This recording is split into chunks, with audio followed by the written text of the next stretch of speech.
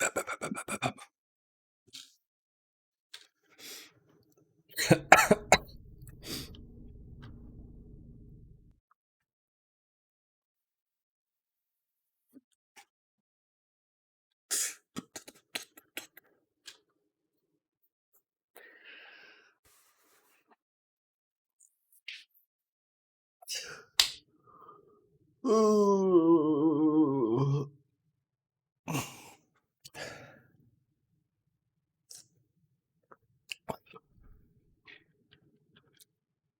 right, where am I? What needs to be done?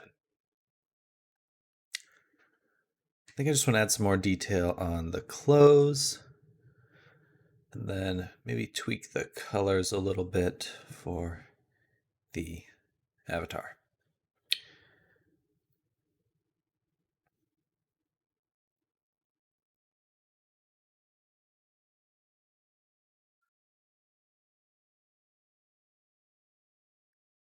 Let's close that for now.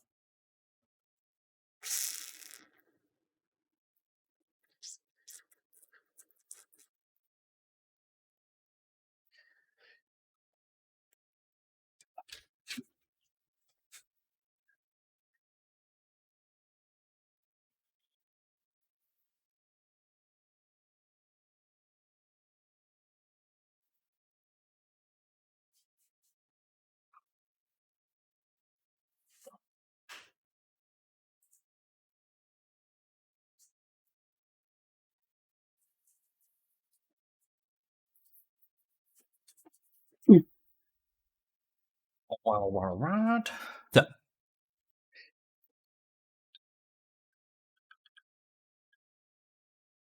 we want to make sure that's working. So the normals are there, but we do need to make sure we have the reflections and specular enabled.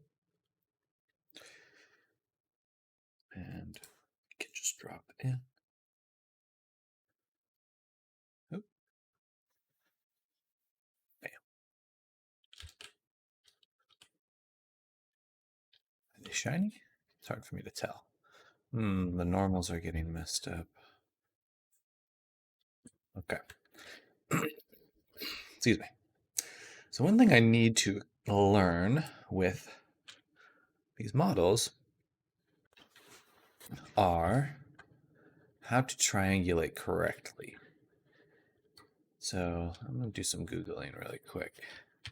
Blender, how to triangulate and how to for UVs. Why should no? Da, da, da, da, da. Okay, let's just take a look at what we have. So if I select the model, actually let's just select the body. Actually, let's just do this with the outfit. If I select this and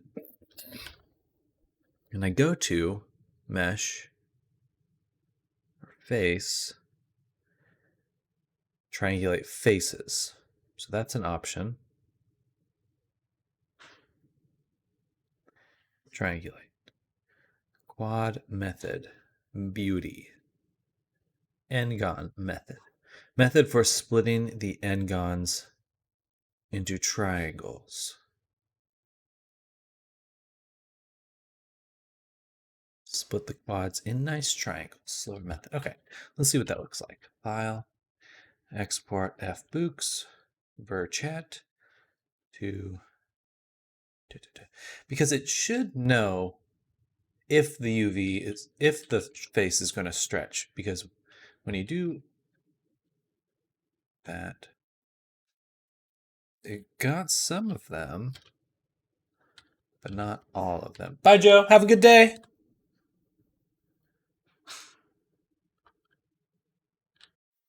And it's not even either. Or no, it is even. So if we go back here, I'm going to look at this face here. It must be. So boom, boom, dissolve edge. J. Like that.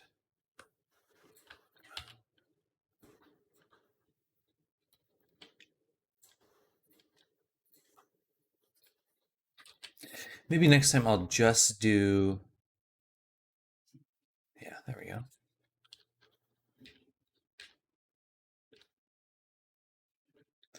Nothing else is awkwardly tweaked in such a way.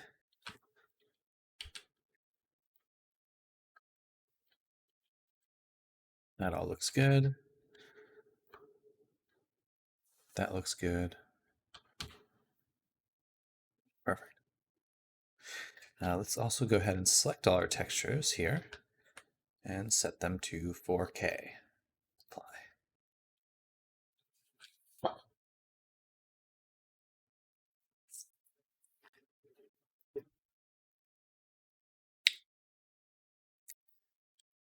All right, a little sharper, looks nice.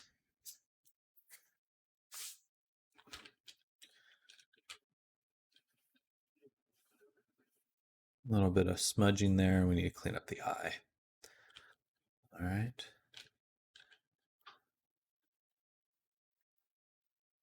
I think I need to turn the blur down just a little bit because it looks just low res. It doesn't look blurred. Look at that texture. Look at that crisp those details are.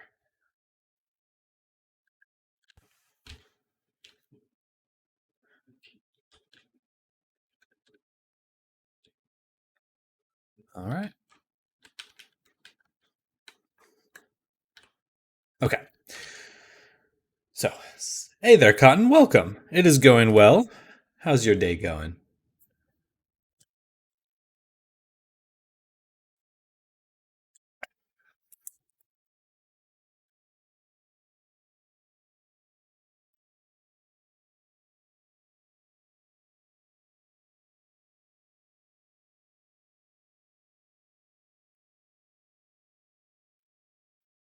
Yeah, progress is going well on Loosed here.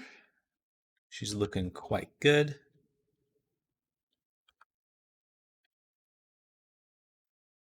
Tweak that one. Go here, bam, tab, L, shift, N.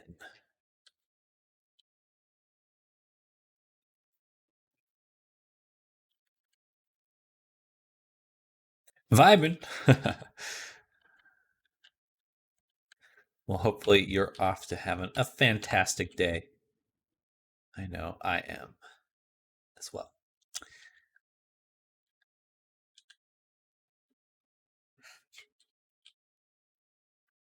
Really liked how I did the hair. I'm gonna have to remember that technique moving forward. And all right, so we just want to make the character look a bit more vibrant. Right now, it's a little gray. So we could do that.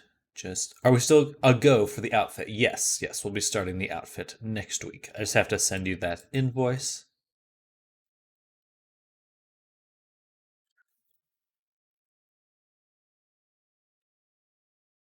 And I guess we'll since we went with the very poor ranking for Cotton, we can just put that all in one avatar. So we'll just shoot for that in one VRM file.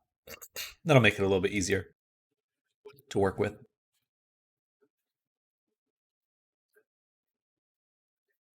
Normals, color adjust. There we go. Okay, so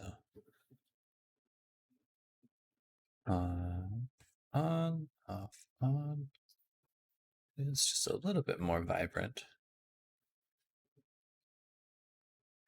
And then we could also go to shading and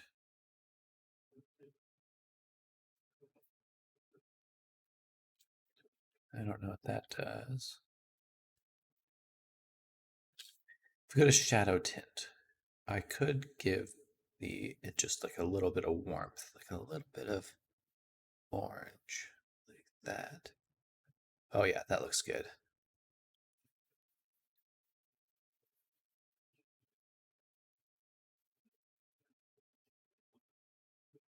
That really helps make a character feel much warmer, much more vibrant. Yes, yes. And then, in fact, we could probably do the same thing with the clear coat. We have the reflection color, which we could also give just a little bit of saturation. And the specular already has some too.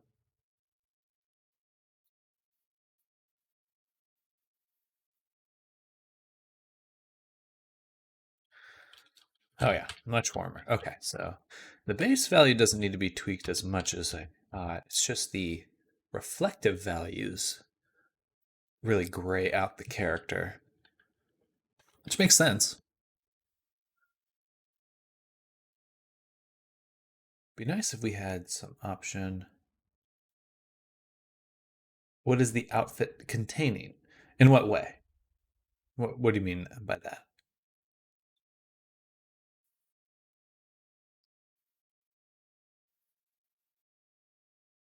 Mask, smoothness, reflection, specular.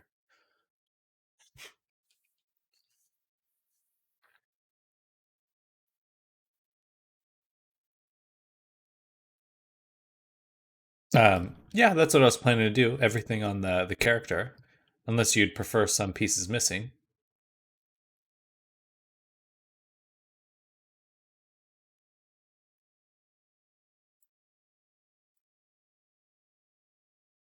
Okay. Okay. Yeah, that's the plan.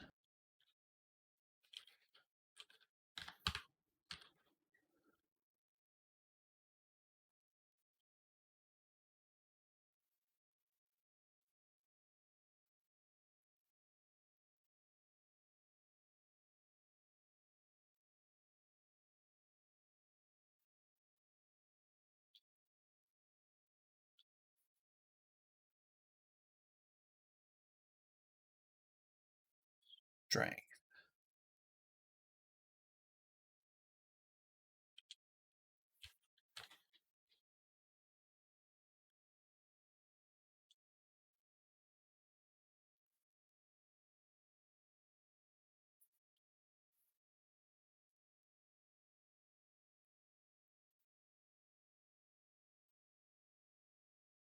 Just gives a little bit more oomph to the character. Oomph. And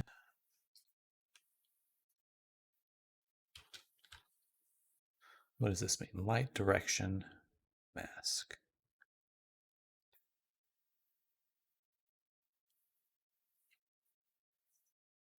Blend mode.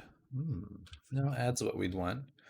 If they had an overlay, that'd be nice, but that's about it. Depth rim lighting.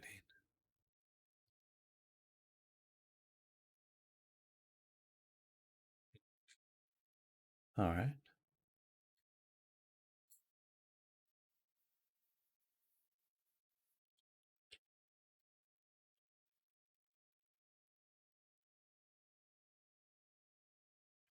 There we go. Looking quite good. I think we brought out a lot of good qualities into that.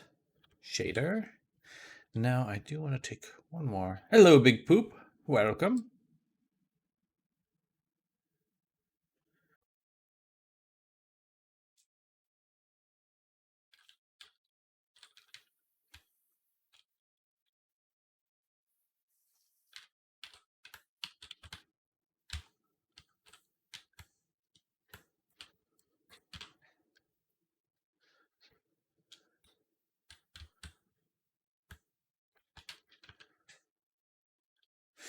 Did you change some stuff about your mic? I did put it closer to myself.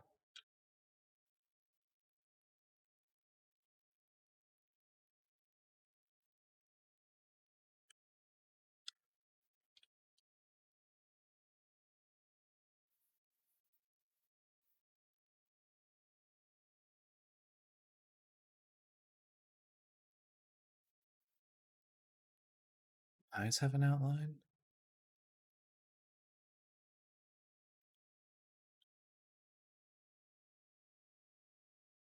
Think my cat will want to come close to me anymore? Uh-oh.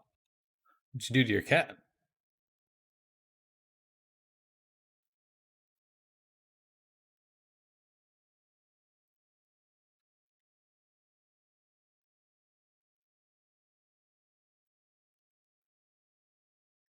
Squeezed some lemon on a milkshake and slipped on the floor and squirted lemon juice onto me.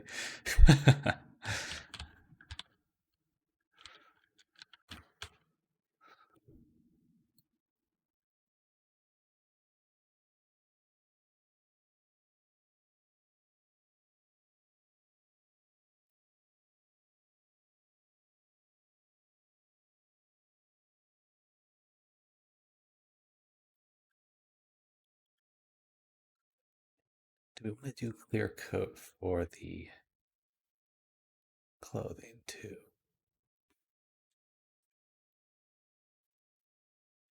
A little bit of blue.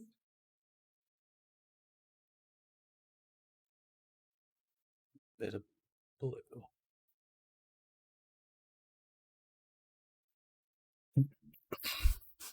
Got a free child substance painter. Oh, heck yeah. There's a lot to learn with Substance Painter. It's it's an interesting program.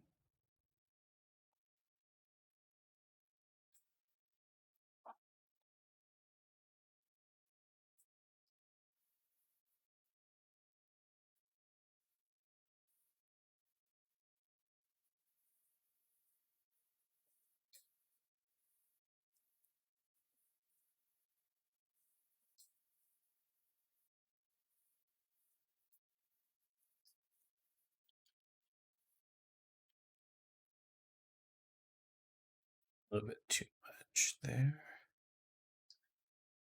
Or is that the rim lighting doing that? The rim lighting. It's only if you're looking up really close. Maybe we should try the depth rim lighting. I don't know what that means, but give it a shot.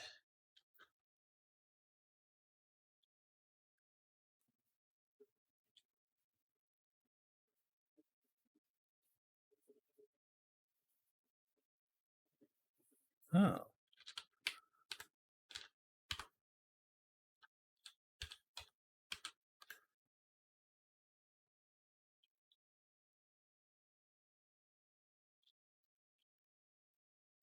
Doesn't really seem to be doing anything, though.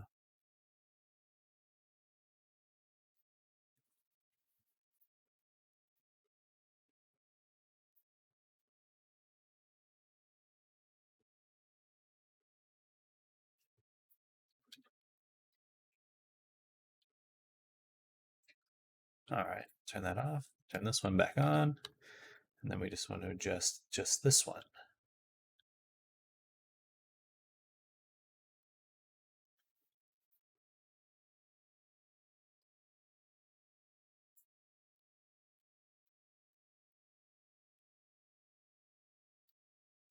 I just don't like how speckled it looks.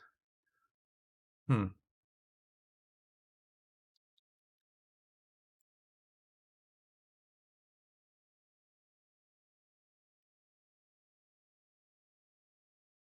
Ah, normal strength, of course.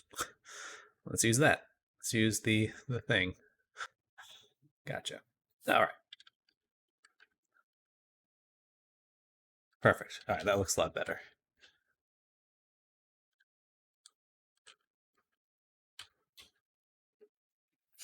I was looking at pricing on Substance Painter. Why are you a different color now?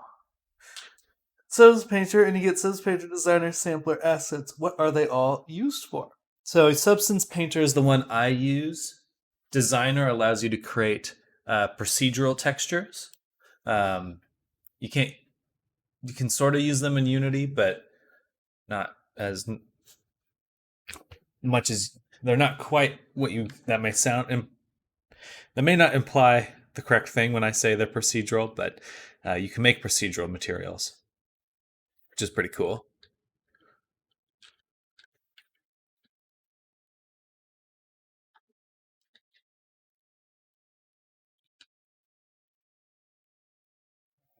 This is not very metallic.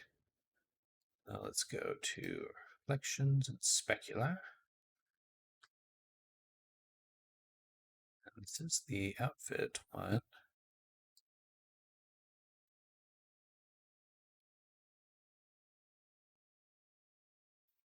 Sampler, I think you can take photos of things and turn them into textures. Or at least that's what like the process is for, but I personally have not used it.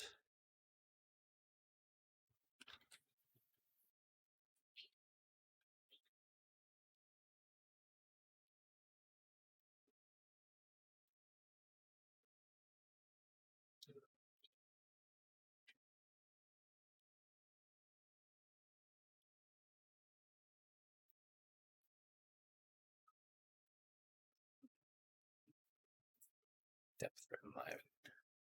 30 3D assets a month. Be interested to know how game ready those are. There's a lot of different uses for Substance Painter. Not all of them are quite the same. Stylized specular.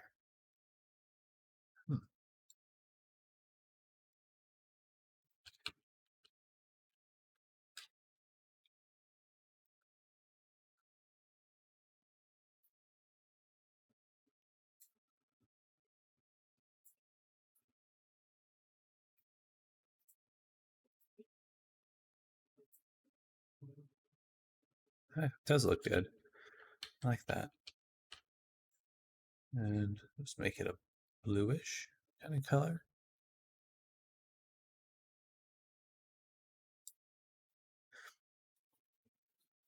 Get that access. Get that access.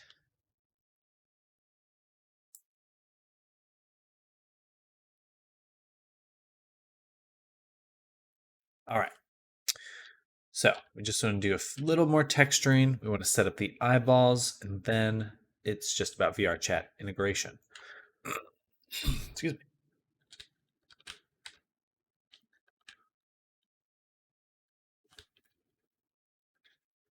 All right, but I think the body's looking quite good. A lot more life to it than before.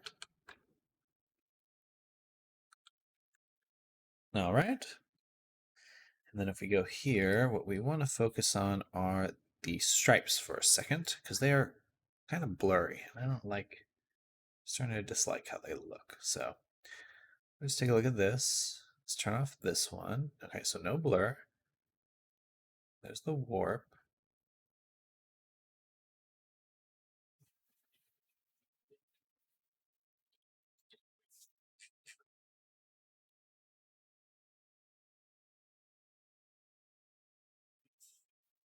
Really, the blur should be after the, if anything. That, and now that looks pretty fuzzy. That looks like fur. I dig that because that's what we're aiming for here.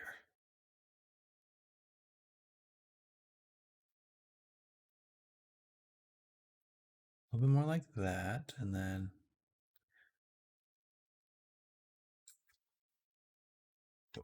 not that.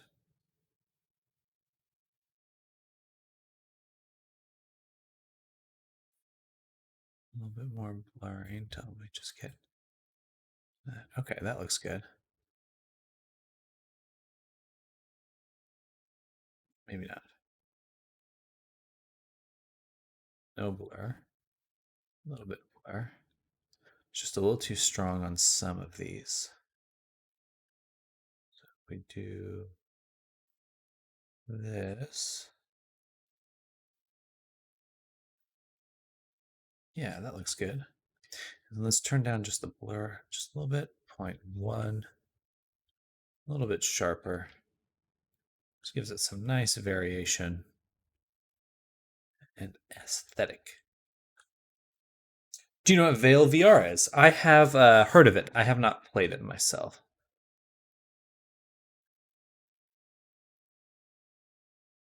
I'm like mildly interested.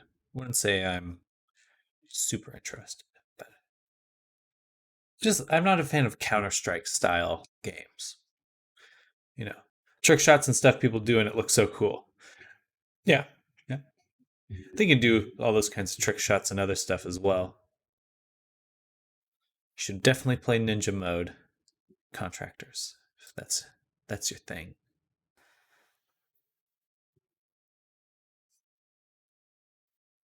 Why is there just a small little bit of color on the eyelash?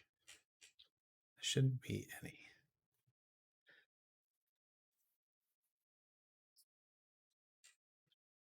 Talk about the ones where they jump on the roof and they spin their gun around and stuff like that.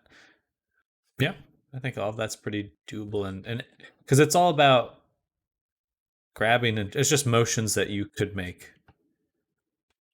in any game. But not to discount Veil VR. I think that the team did a good job over there.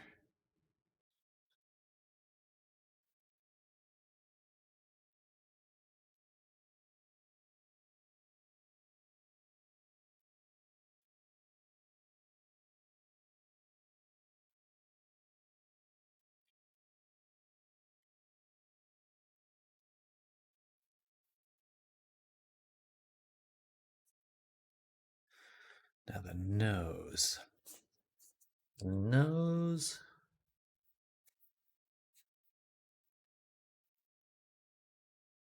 I need to change.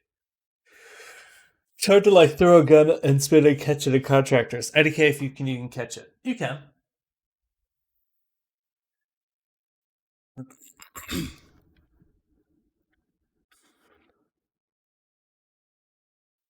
I wouldn't say that it's much easier in Veil either, because it's still just coordination. That's what I'm trying to say. It's like it just comes down to how coordinated you are, or the player is. If you could throw a gun and catch it easily in real life, then you can probably do it in Contractors or Veil or in any VR game.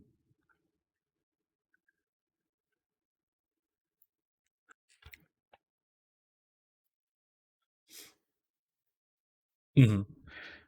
But it is just about knowing where that hitbox is and grabbing it. So if you know where it is and you can grab it, you know, it's just that's just coordination.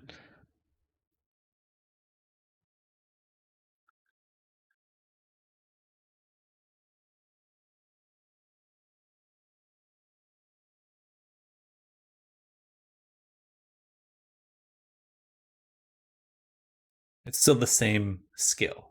Still the same skill.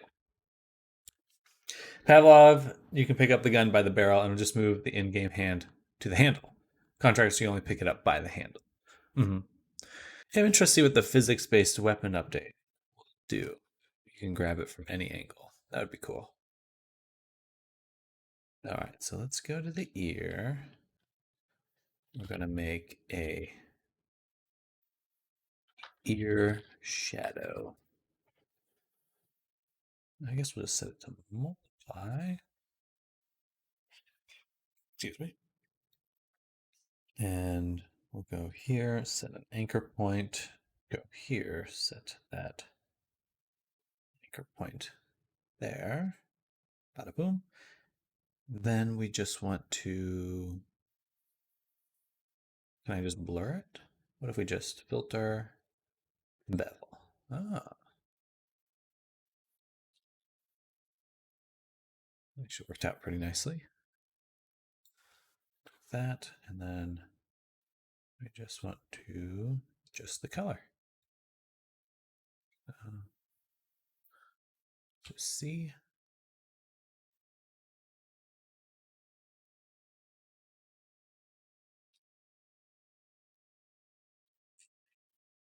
A little bit of pink.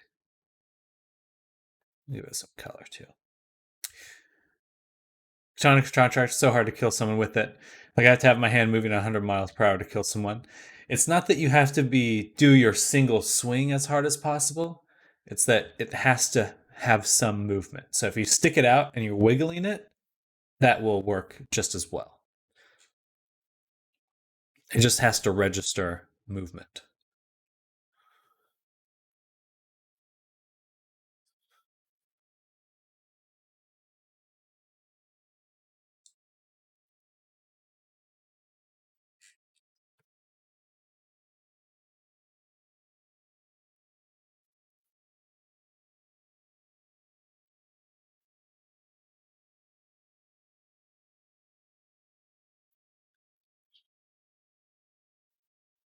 go. Nice. All right, so now I'd like just some softer gradients throughout the body.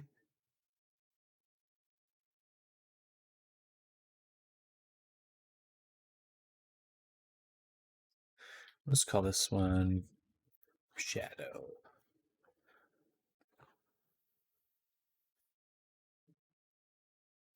Set it to overlay.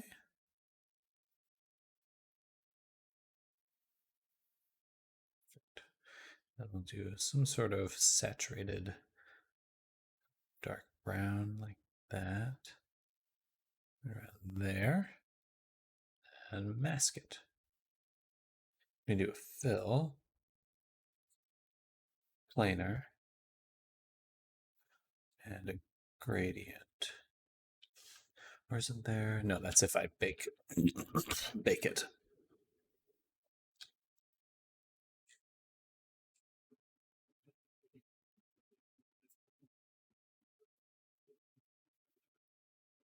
Oh, that's kind of cool. Oh, I didn't even think to do that. That looks quite nice. If I go there, we switch this to maybe one of these.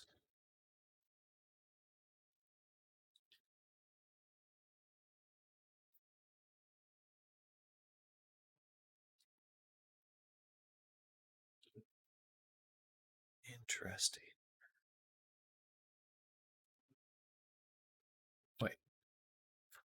Okay, I want it to be.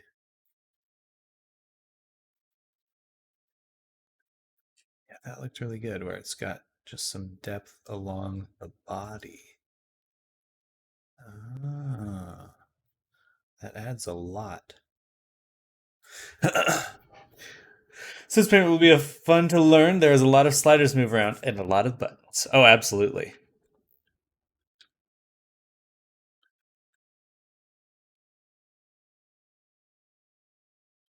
Which way is it projecting? Is it projecting this way?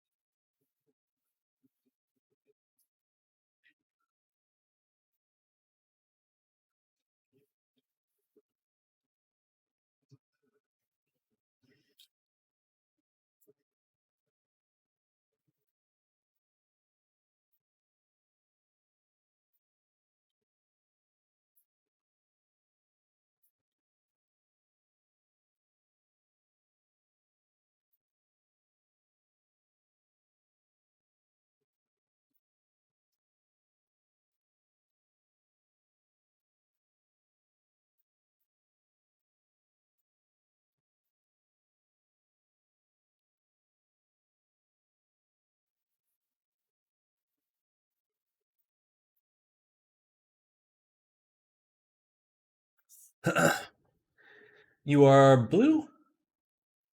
Why texture is so pixelated? Aren't they 4K? In this preview, they are 2K.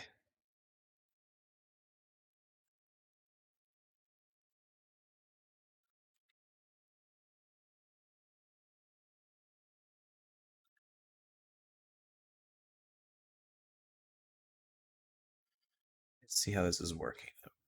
Confused on why. Do I need to invert it? Invert. Or can I just do that here? Attributes. No. Invert. There we go. Okay. Balance. Right, so it is coming from the middle, so we want it this.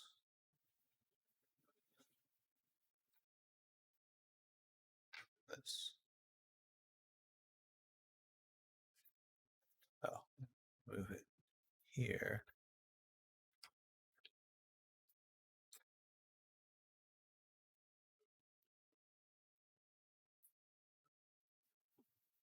So confused. Why is this? I'm going to redo that. Add a fill.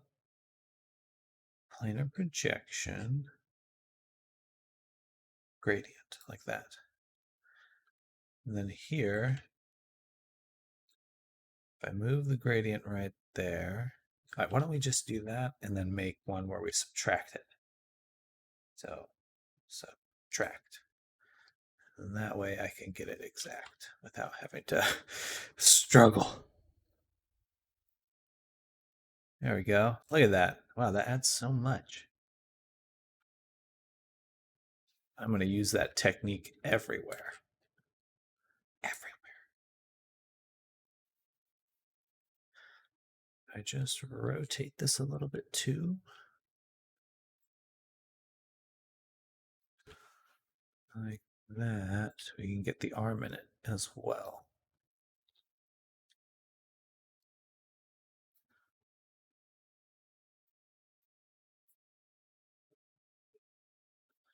Maybe a little bit this way too.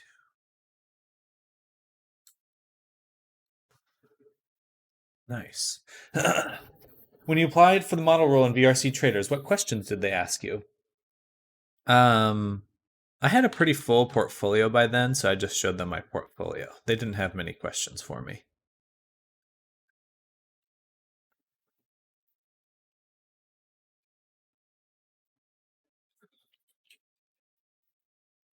It's mostly just to verify that you actually are who you say you are. You know, this is their main concern is that you're legit. Are you an actual person that does this work?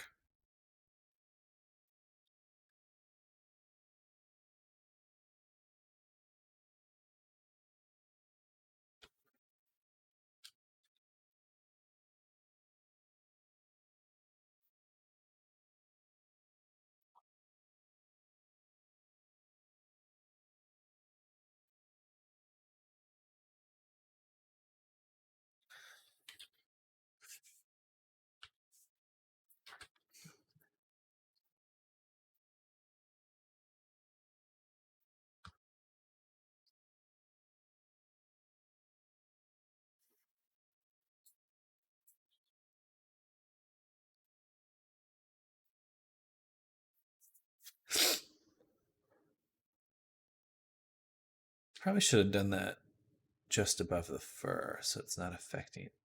Well, no, we'll see. See. Let's go back to the body. Let's turn off the color adjust.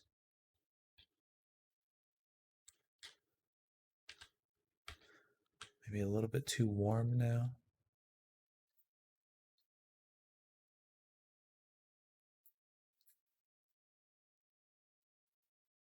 That's the shadow. Okay, the shading. The shadow's what's going to give it the most difference here. That is definitely very saturated. There. There. Just a little bit. All right.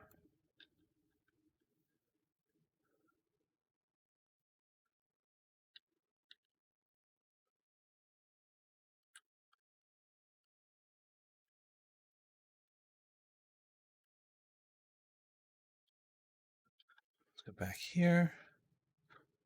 So I want it to be just a little bit darker. And yeah, let's put this below those items.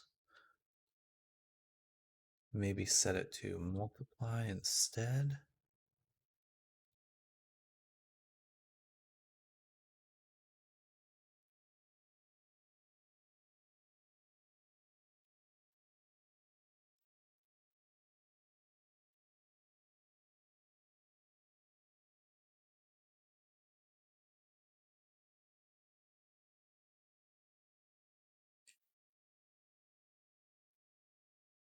All right.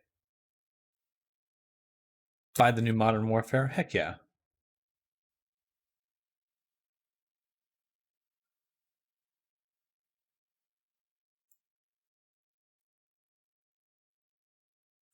I think that looks really good in that view. In the flat view.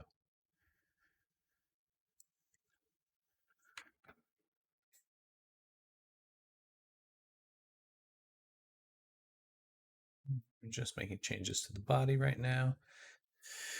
All right, so we want to make sure we finish everything by about 3 today. That's the goal.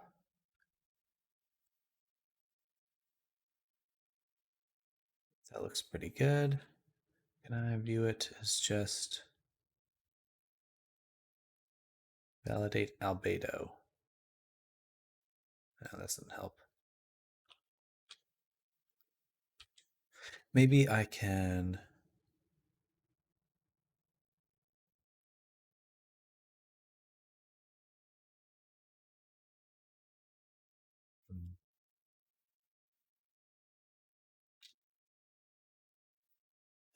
I feel like it's really doing what I want here.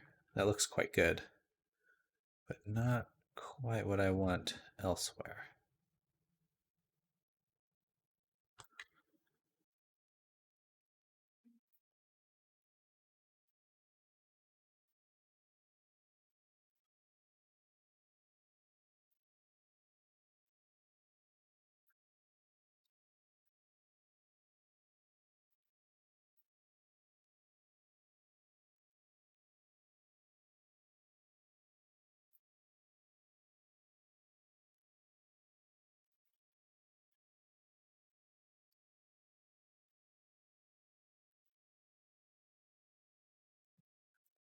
Remember when Modern Warfare came out, my brother got a laptop, split it a bit, and leveled up these pistols. Pistols was a shotgun. Oh, make it a Kimbo. I know which one you're talking about. The 2 double-barreled shotguns. That was pretty fun.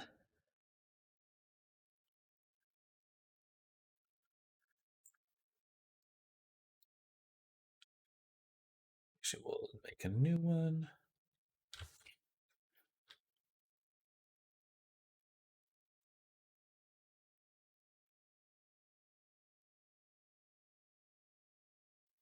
Yeah, I know which one you're talking about.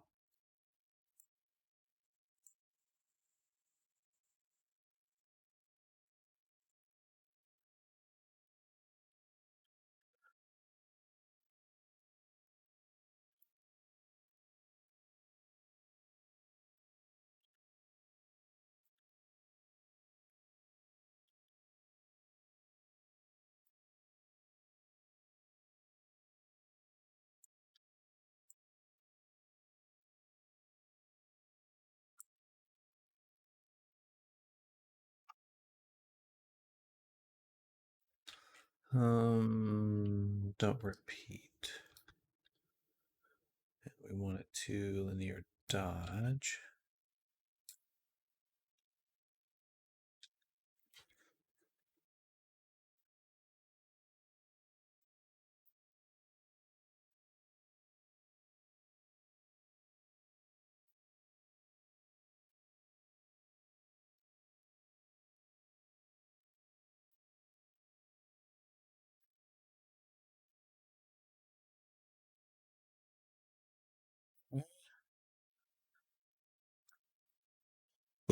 Excuse me. All right, so file, export again, export.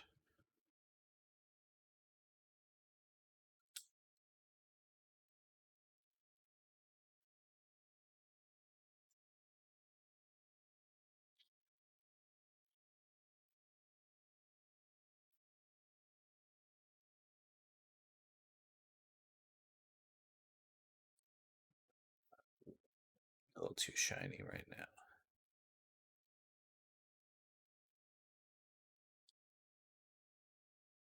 I don't know. It looks good. Helps bring out the form. And then I think I can turn up the contrast on this a little bit.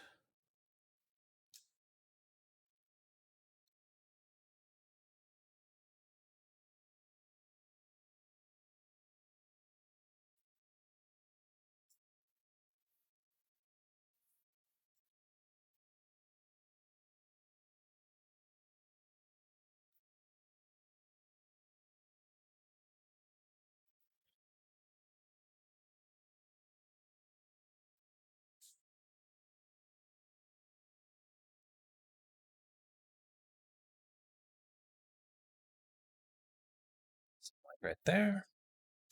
And then I'd like one more gradient for the tail.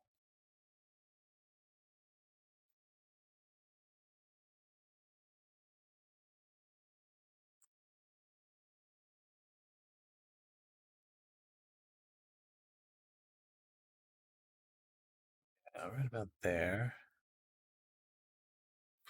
Wrong way. This way. Or this way?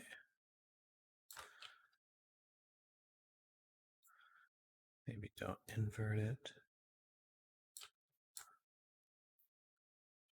Must be this way. It's gotta be.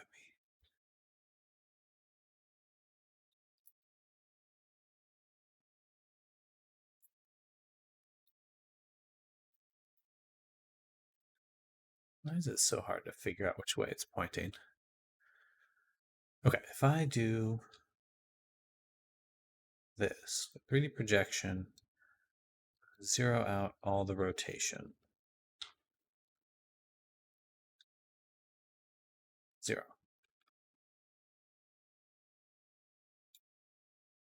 Then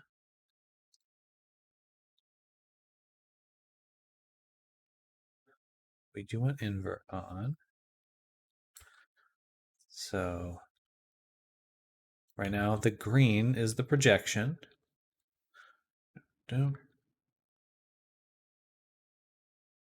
gotta be. But this way, this way. Green is the projection. Green is the projection. So this way should be it, but it's not. Man, what the fuck? All right. Make one from scratch again. Fill. Gradient. Planar. No repeat. Linear dodge. Put you above the contrast. All right. So right now we know it's projecting frontwards.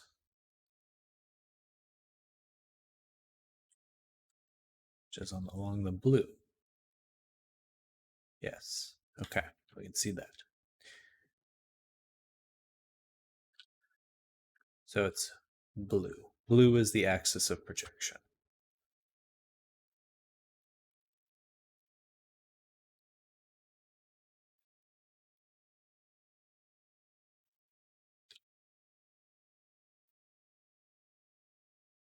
There we go.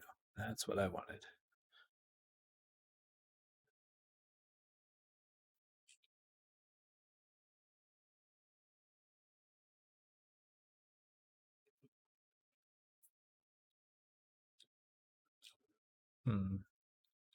Can't really do too much here with it. Guess we'll leave it there, though. Now. All right. Now, let's go ahead and make sure that it's removed from hair, like that. And then we'll do one more with these. 0, 0, 0. And then put it onto the hair. Actually, it'd be better if this one was just a UV projection. So that way we can just do this. Set it to normal gradient.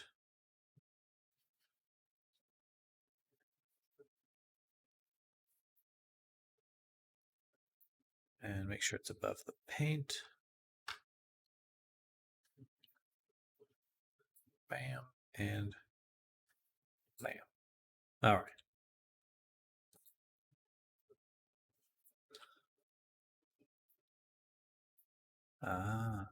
Doesn't work quite well because of the hair.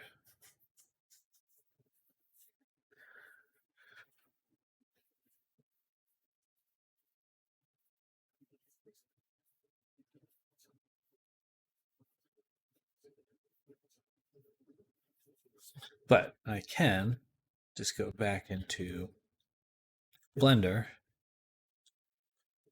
and tab LL, LL, LL, L. There we go. And then project from view again. This time everything will be correct.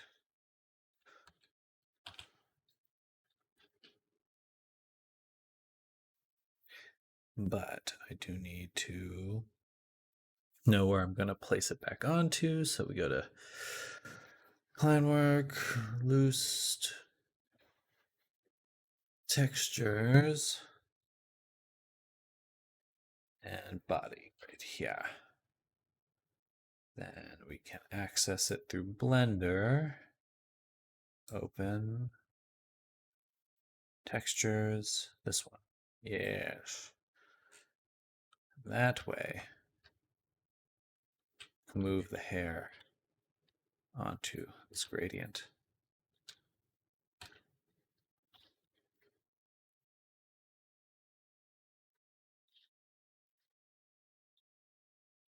Sort of.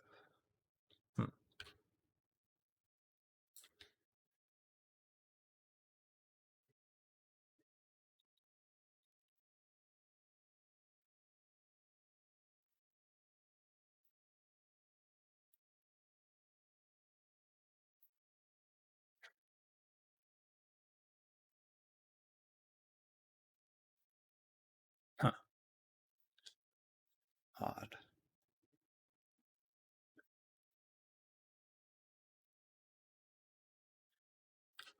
Should go all the way down here.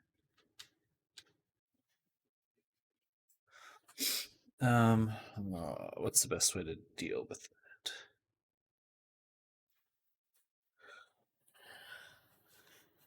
that? I'll just leave it.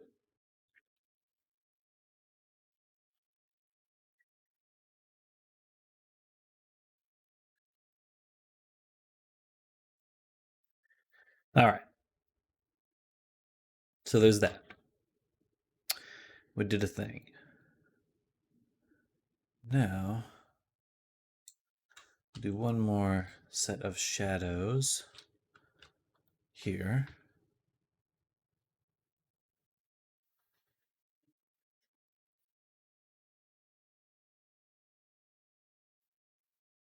What I want to do is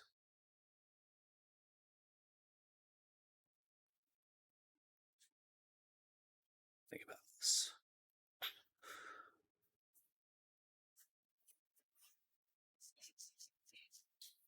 Oh, I just punched the microphone. Take that. All right, I want to make a duplicate. Call this shadow. And set it to multiply. Then we'll add a fill, a gradient,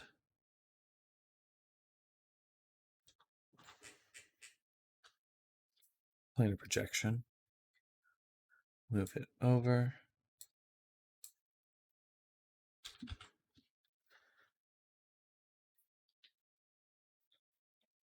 change this so we can actually see it a bit better. So now it's vertical or horizontal. Move this way and this way. Now we can squish it, move it, squish it, and move it until we get this, which just gives it the whole thing a little bit of depth.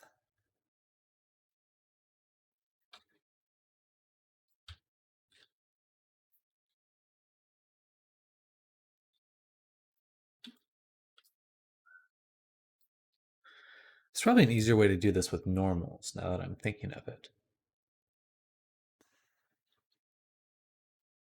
A normal and curvature map. Oh.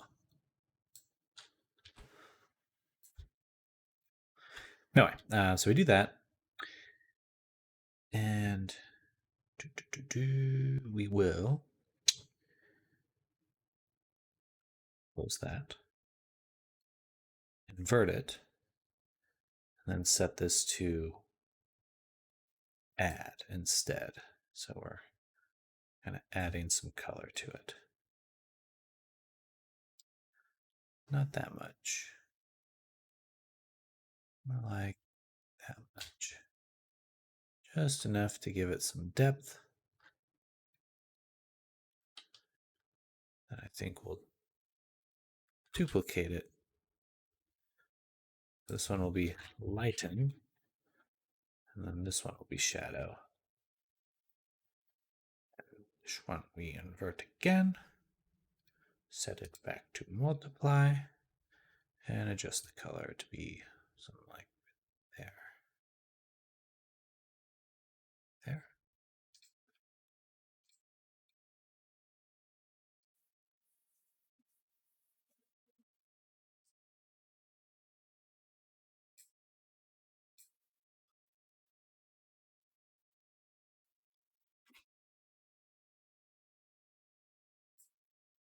Sure.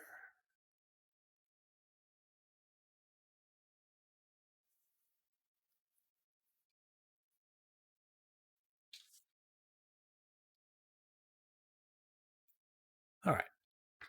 Then we can slap them both into a folder.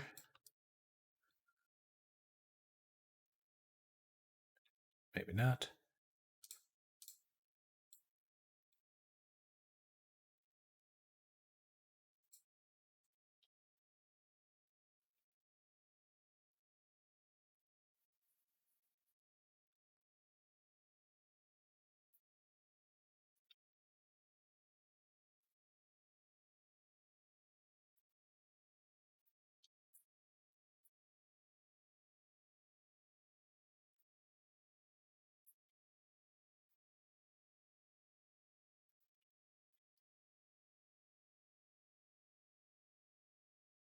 All right.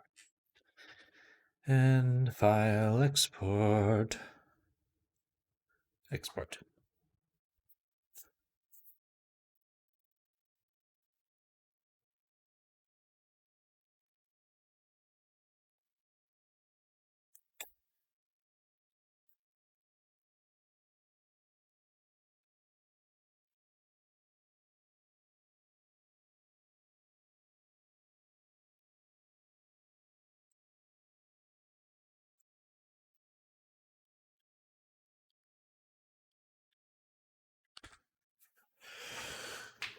All right. Okay. I think that's about it for the Abby.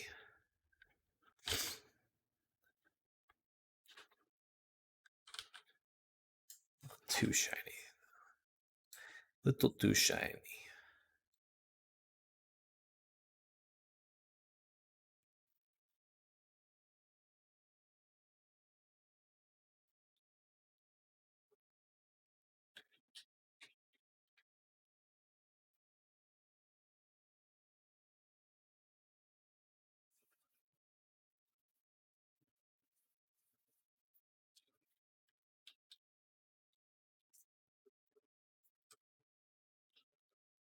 All right.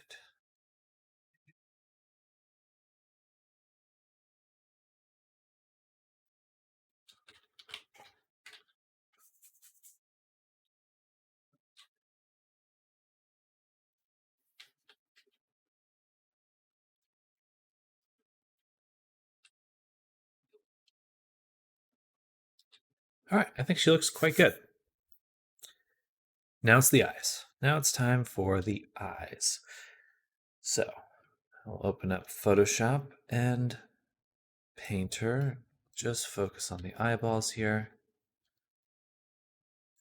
So what we're going to do is separate the reflection here from the base texture. We're going to try to at least. Probably have to just recreate it a little bit. Basically, we want these specular lights to be separated. All right. Photoshop here, eyeball, duplicate twice. And for this first one, let's go ahead and Control A, G. Just make a layer behind this so I'll be able to see what's going on. All right, so Control D, W, save 10. Control D, let's say 30. Actually, we can, yeah, we'll go ahead and Control L. No, take it back. Control U. Take out the saturation. Oh, maybe not. Control that. I want to separate the eyes from the rest of this. So something right about there. Okay. Now we can make much nicer selections like that. Then we can go to this eye and do layer. Layer mask. Good morning, Loost.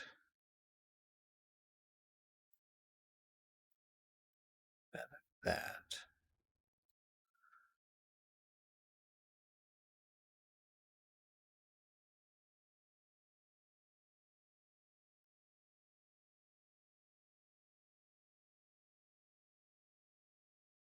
Do you happen to have the Photoshop file if you use Photoshop to make this?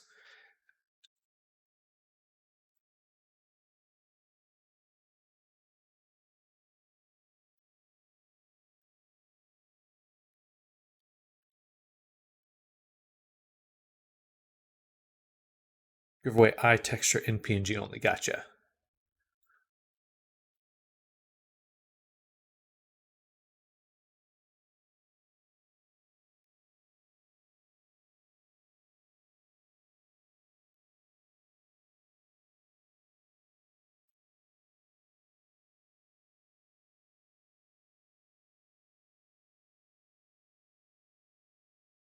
Okay, like that. Then wish there was a contrast option. That'd be cool. This version you're working on is probably crap because I'm terrible with Paint 3D. You're fine.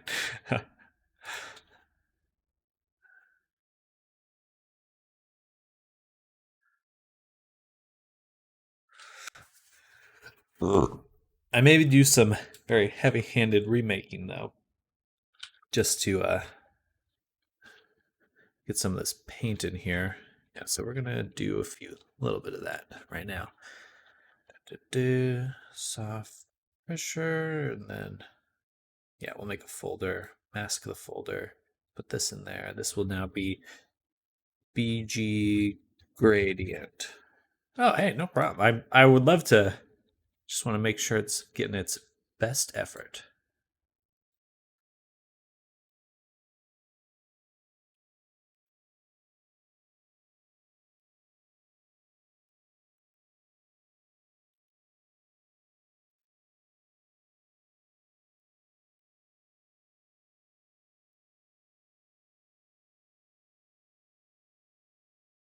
And feather that just a little. Just so the edge is soft. Okay. All right, so there's the background. Let's duplicate this again. Actually, I should be able to now drop this in here. Okay, so that's pretty close. Something like that.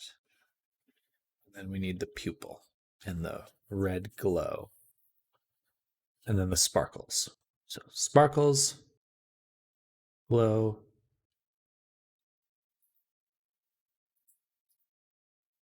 All right. Drag that there, turn that on. So we want this pink sparkle.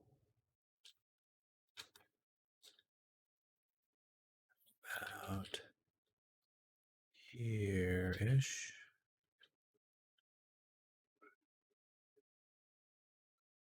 And about there. Okay. So B, go ahead and fill that in. And then hide that. Then one more duplicate. Oh no, I don't need that. I need to make a new layer on top. And then we'll do this one. This interior one. Bam. Bam. I could do just some guides really quick. This exact.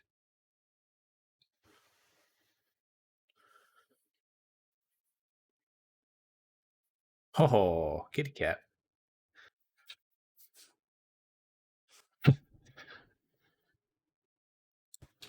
All right. And so now the center color there.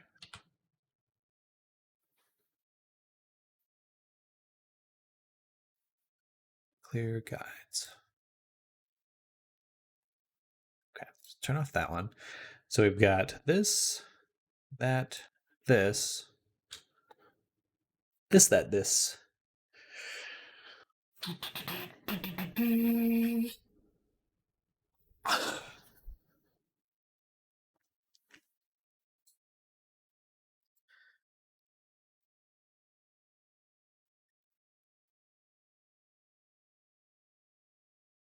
All right, so we need like a lighter blue in here and then softly paint out the top. Okay. So all of this will go into the background. So this will be the bottom layer.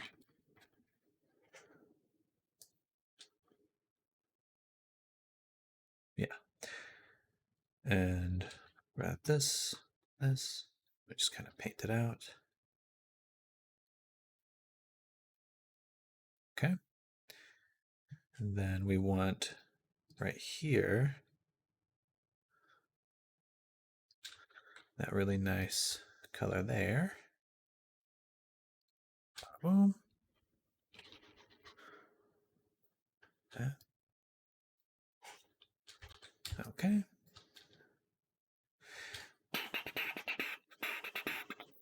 All right. Then what? Well, why is it cut in half?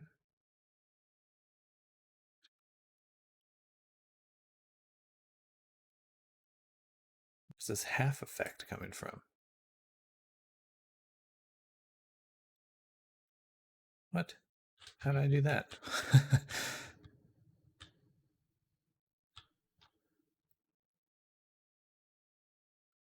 What?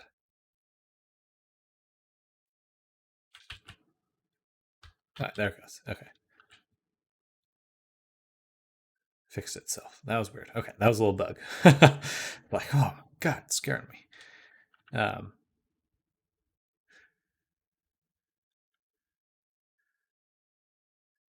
Do you make all your eyes in Photoshop? I like to have Photoshop versions because in Poyomi you can create layers of depth. So you can have the eyeball go, you can have the decals float over the eye and it'll give some depth into the eyeball. So that's why we're recreating it.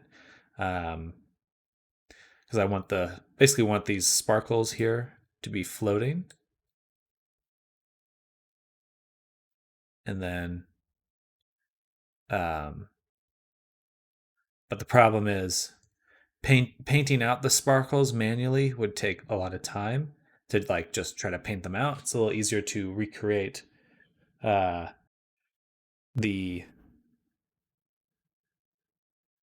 oh, sorry, my cat's up to something. Dealing. She's trying to get in my cup. But yeah, so in order to do that, I just have to kind of recreate it a little bit, which isn't too bad. I have a lot of experience in Photoshop, so I just don't know why. I don't know why, but Photoshop really doesn't like my masks for some reason, and it keeps doing stuff like this. I'm gonna close Painter. I'm gonna save and close it. I think it's running out of memory.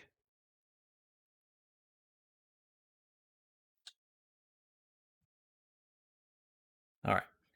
So now we have this eyeball here, which we will mask, and we're going to take this color here. And then paint that this color. And then duplicate this one more time, move it up, and move this up.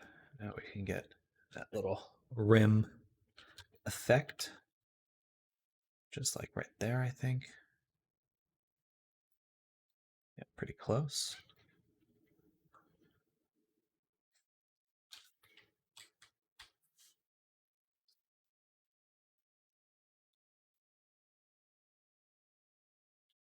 All right, we're getting there. Let's turn off the sparkle layer, just focus on the background for right now. And we're going to take all the bottom layer, duplicate it, then flatten it,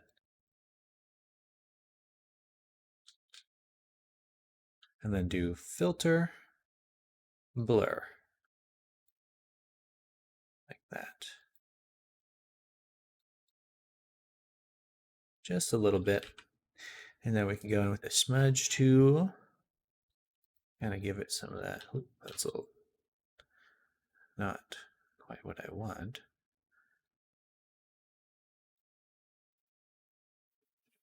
Blur.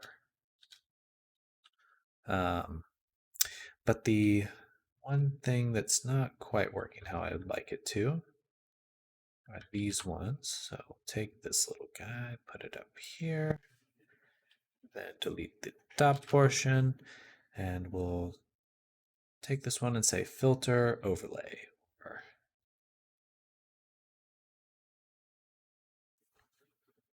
I'm going to give it that pop that it has in the other one.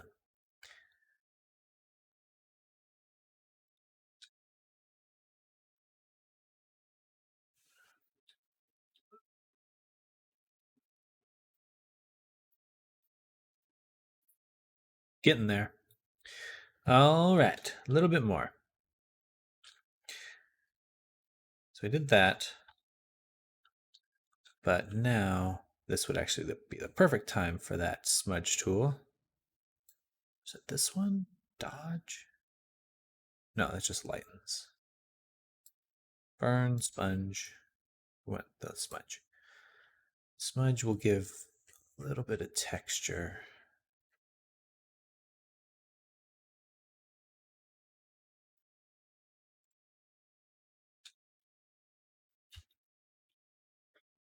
I don't like that.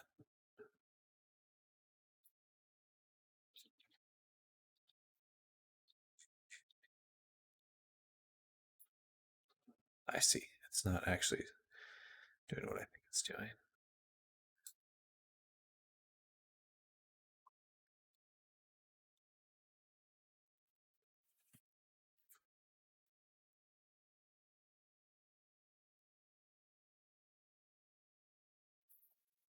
I don't want Kyle's brushes. His brushes piss me off. They don't. They always are like. Anyway.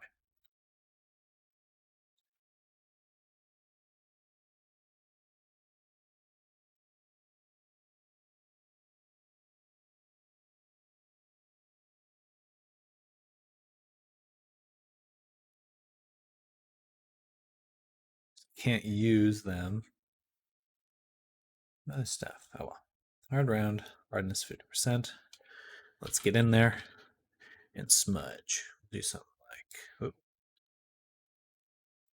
Wow, I really thought I was selecting that.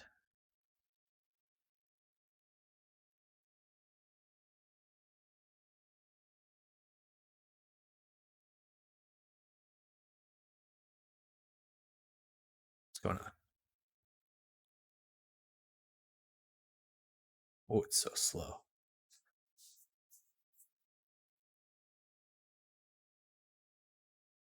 On G2A.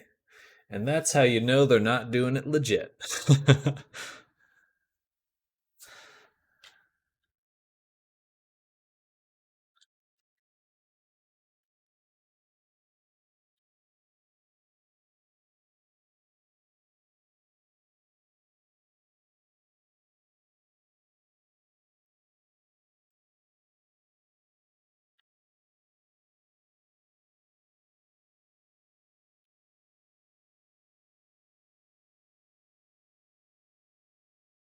Vivid light. What else would work nice? Oh, this looks a little bit better.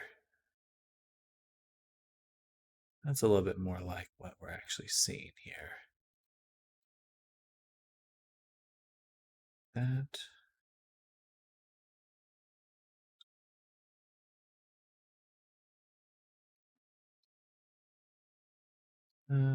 What if it's just normal?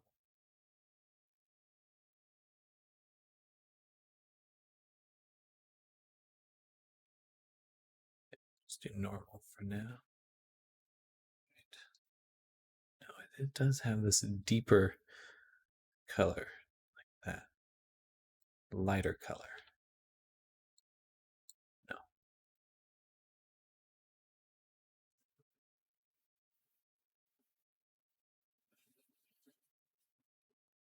Hard light. Okay, that's pretty close. And then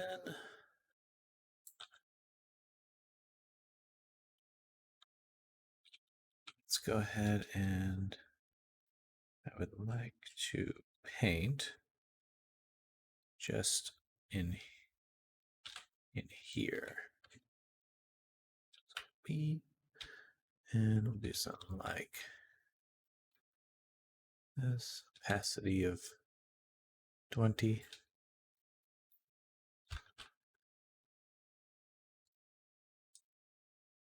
Getting there, very close now.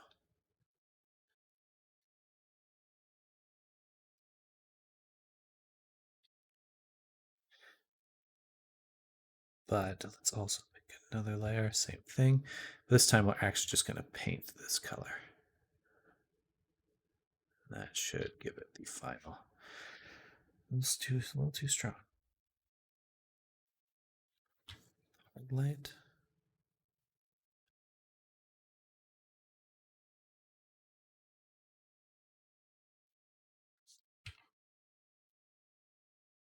All right, it's close. We can just lower the opacity, I think. And then move it down just a.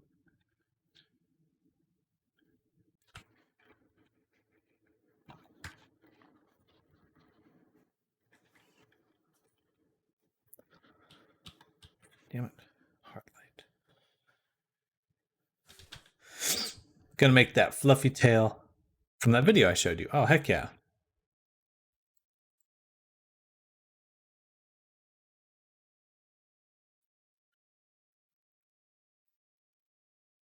Oh my lord, Photoshop. I do not like Photoshop anymore. It's like, just got so many little things that make me want to scream. Okay, so do this. Let's turn on some symmetry.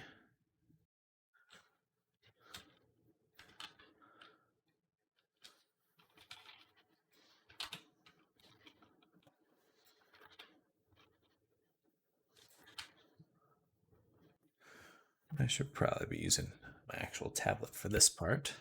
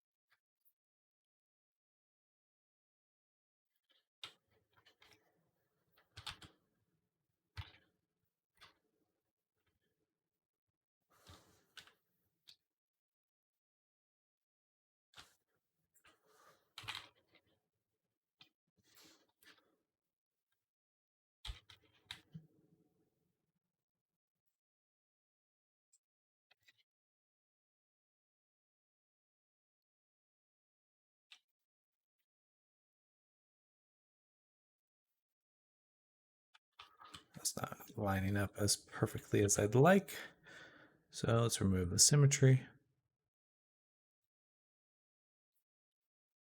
And something like that.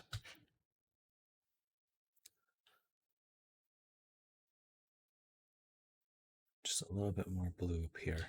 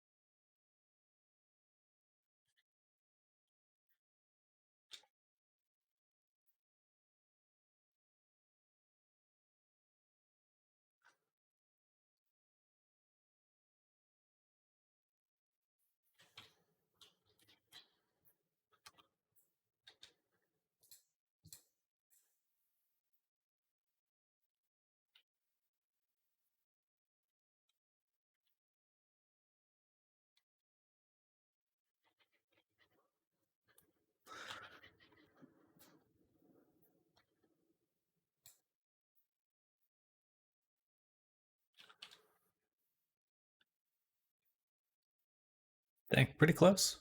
Pretty darn close.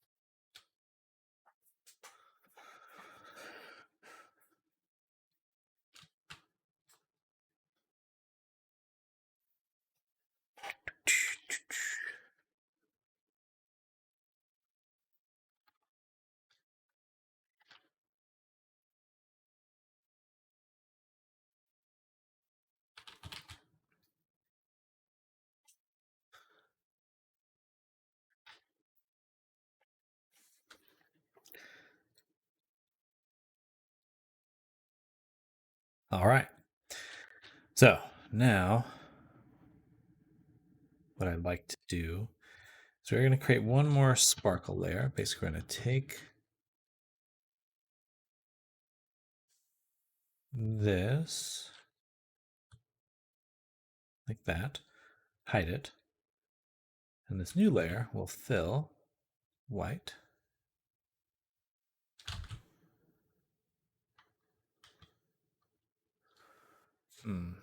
Select, modify.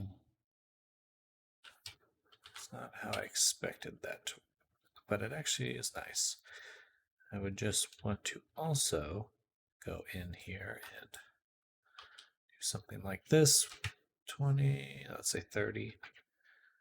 Boom.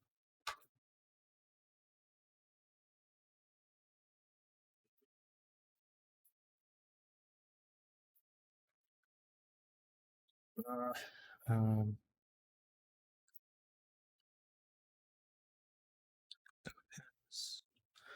select it like that. Go in here. Select. How do I make like a contrast select? Modify. Contract. Okay. But it's still feathering. How do I prevent it from doing that?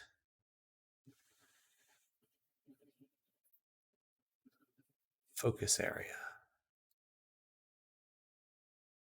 What that means.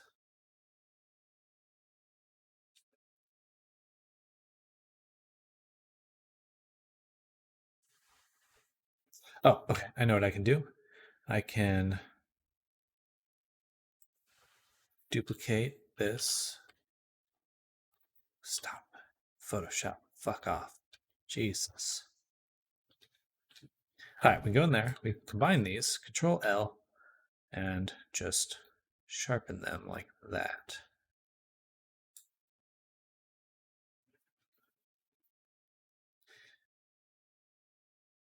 Awesome. Then we can select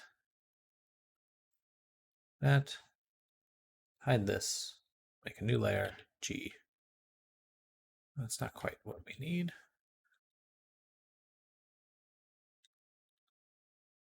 L. So they need to be a little bit more separate. Wrong thing. Right about there.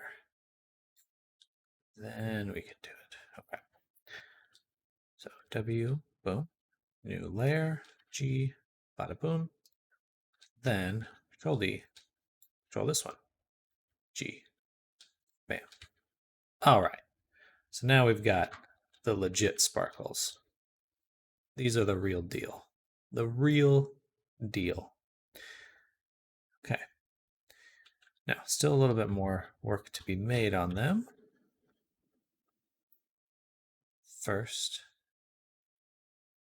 I'd like to go ahead and do FX inner glow.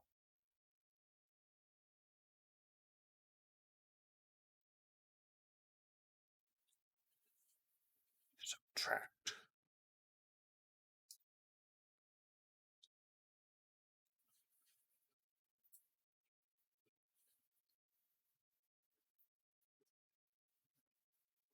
That.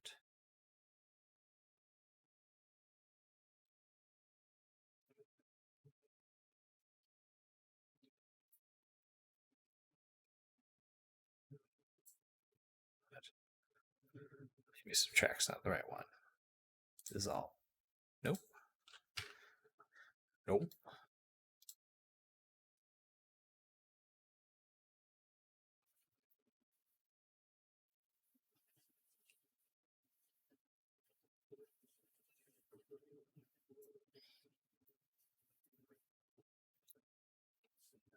Okay, I can do this. Mask it, and then feather. Feather. That should have roughly the same effect. And we could even also filter blur, Gaussian blur. It's about there. Okay. All right, so these are our sparkles, or the reflections.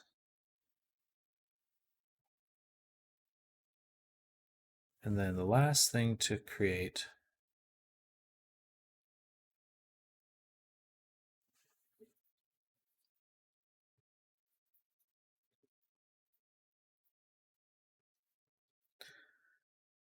are sparkles.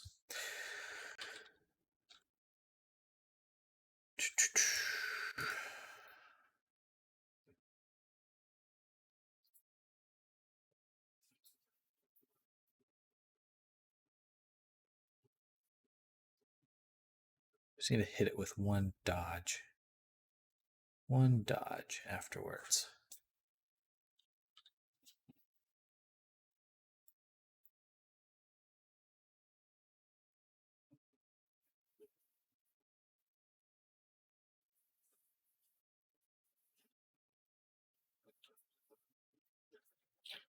Photoshop sparkle brush. Perfect. Give it to me.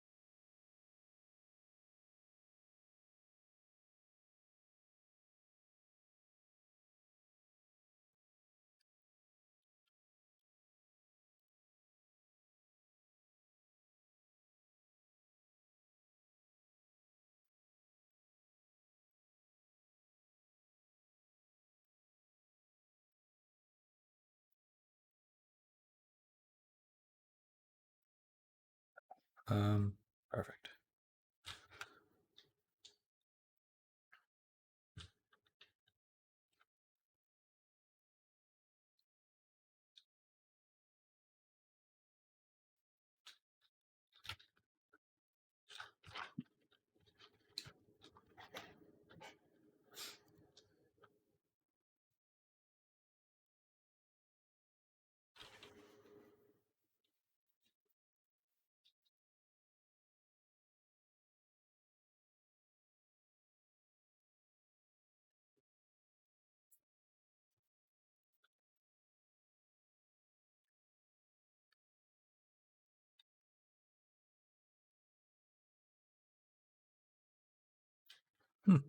Not bad. This is probably more what we want here. That. Let's see, what's that look like? They're very soft. Circular diffuso.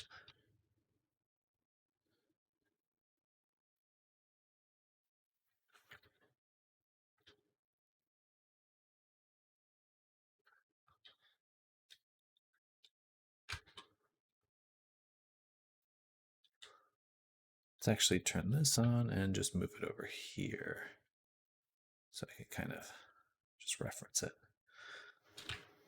without having to turn it on and off every time. So a little bit like that.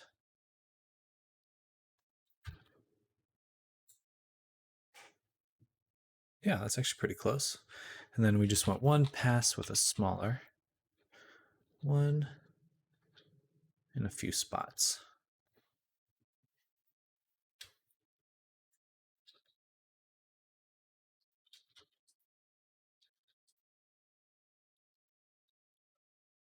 And if I go to brush settings,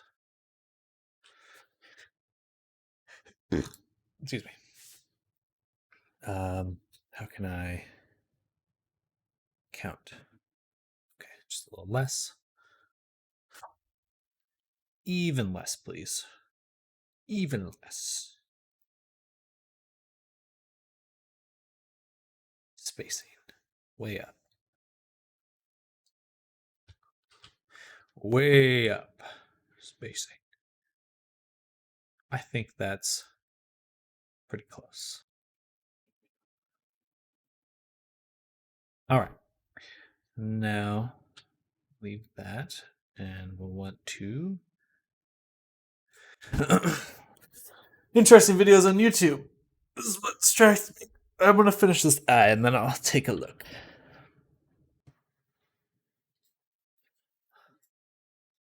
Let's call it sparkles.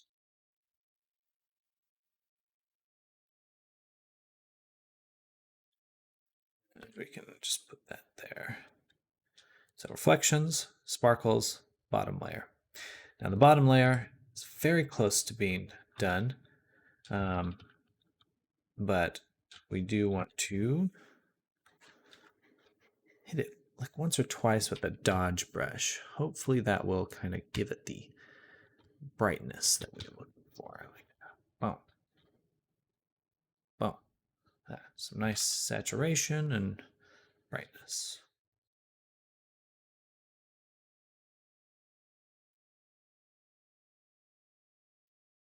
Yeah, that helped a bit.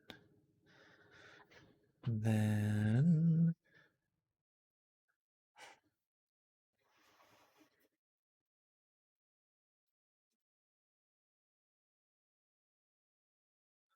just want to kind of clean up the top of the eyeball a little bit.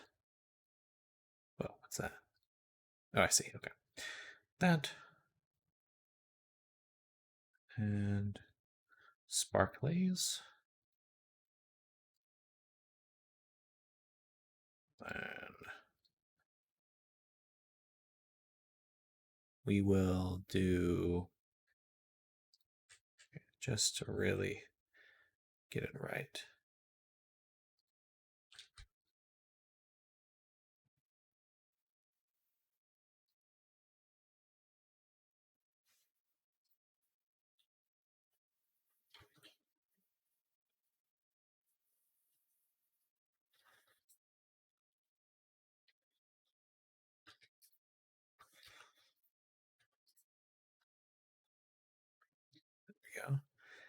Then we can go here, paint. That's a good sign. I totally thought I was on the original one, but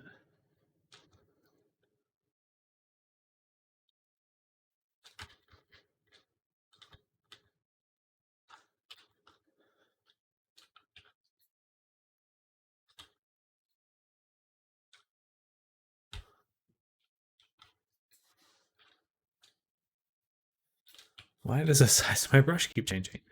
I'm just trying to paint. I'm literally just trying to paint right now. Holy shit, Photoshop. You make me want to scream sometimes. What is that?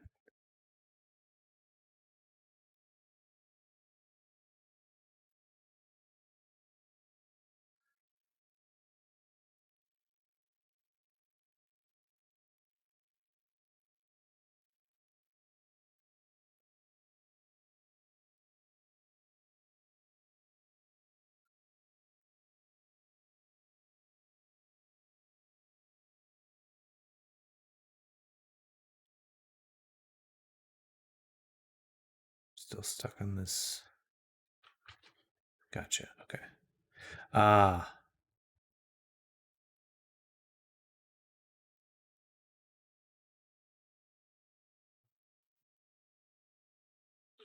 Let me paint. No, for some reason, back to the dodge brush. I didn't select it. Who knows? Who knows why? Okay. There we go.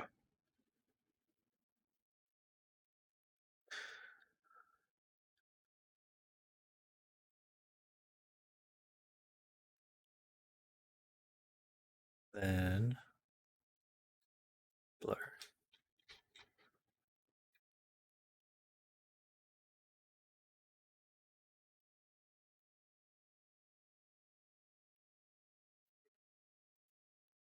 A bit softer. Hello, Kraken. Welcome. Making an eyeball.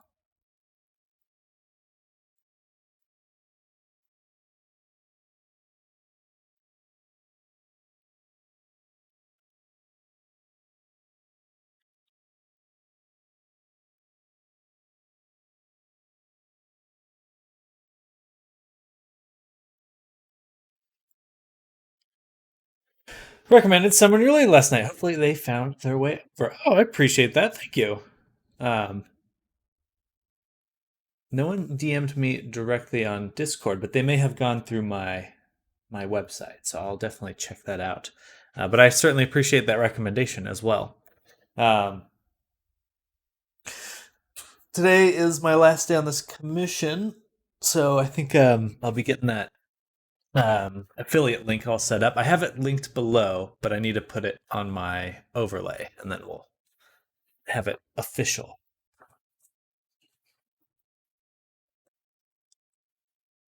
Oh, thank you, Kraken. That's kind of you to say.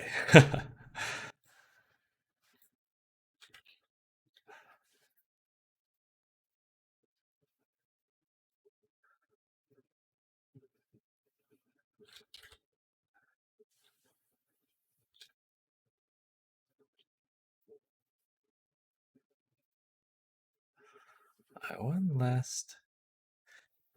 So Kraken here does 3D prints avatars, and so we'll be working together to make sure people are able to print their avatars. So, once you've made your avatar and you'd like a statue of it, basically, or a figurine, you can head over to Kraken's site, which is down below, just in that. Let me double check what I wrote, but there should be a 3D print your avatar kind of button. But yeah, definitely check it out. I know that I want some of my avatars printed out. It'd be cool to have like a shelf here, It'd be like, anime figurine shelf, but even more nerdy, your own figurines. Which is a plus in my book. How'd they get colored? So some 3D printers can print colors. And then I believe that some painting they do paint them as well. I'll go ahead and show what Kraken has sent me. So 3D avatar, and then the 3D printed version right here. So this is what it looks like in game, and this is what it looks like printed. I believe it's like a sandstone. Does not say, but I know that you can print in colors. In fact, you can use a whole RGB printer spectrum, which is super cool. But yeah, so I'll be posting these on my Twitch page soon. But check it out. I mean, like that's super cool. There's even a little cloud stand. Very charming.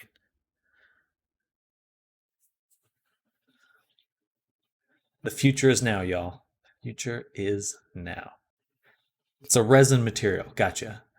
That's gonna be so cool. We work with a painting studio. Okay, okay. So they are hand painted then. Exactly. Yeah. This is a Grach and I are working together, and he's part of that 3D printing service. I think it's his company basically.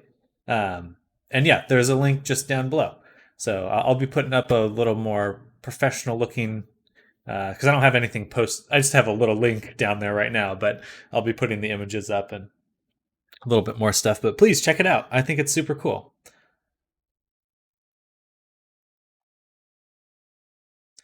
Yes, check out my bio.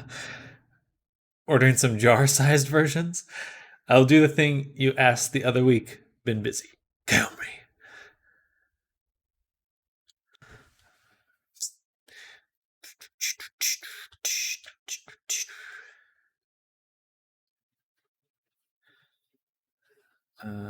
Okay, so I'm going to print these out. First, we'll start with this file. Export PNG. This will be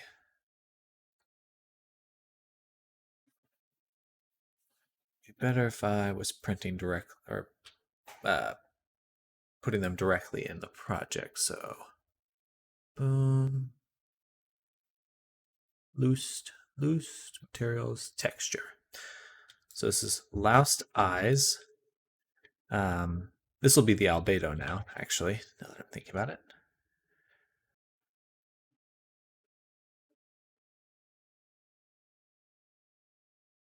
Oh, wait. No, I want to... Okay. Let's go back a few folders. 2022. Loosed. Textures. Substance Painter. Oh, it's grabbing the... Gotcha. Okay, it's grabbing the PSD file directly. That's right. All right, so then we'll... Scared to see the price, though. Japan has a print your VTuber program that converts to about $300 per print. Well, it is a popular business. It is very popular. I can only see it getting more popular. I mean the like the forces at play. It's eventually going to be like VR fashion and real life fashion connecting. Like there's at some point that's going to be the same thing. It's like, oh man, I love that jacket my avatar has. I'm going to order that for myself. And you get your avatar jacket or something. Like that's the future for sure. I'll be right back.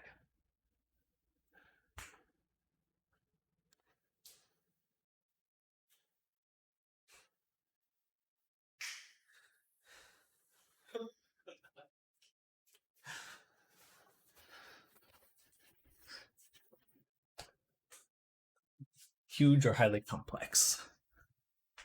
So rough to try and sell to my community, maybe just one for myself, for my own enjoyment.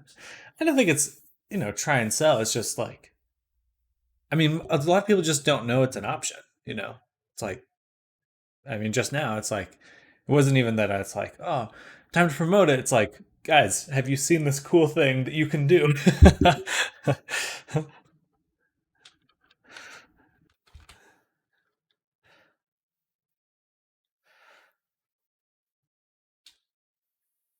Kraken Funko Pop. A lot of teeth there. The first model is most expensive. However, once the conversion work has been done, then it's cost of materials and labor.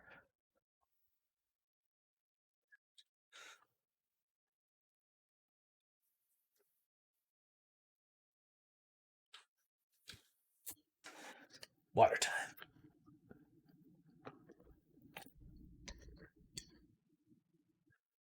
Okay, so we need to go and find a eye texture and reload that texture. And then also go to the eyeball and drop it back in. All right, so now we have the base. Let's clean it up a little bit more. That edge is a little bit rough. So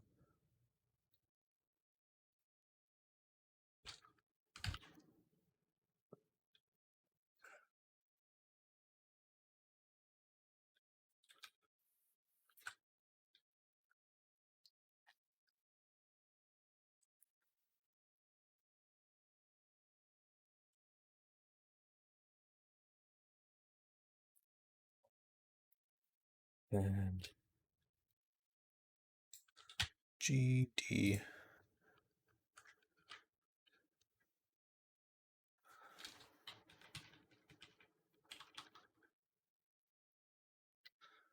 There.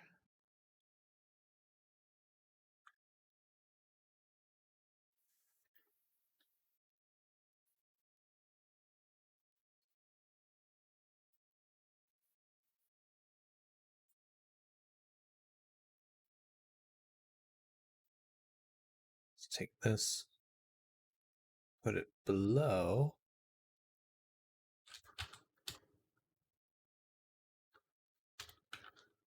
And just a little bit of a border on the eyeball.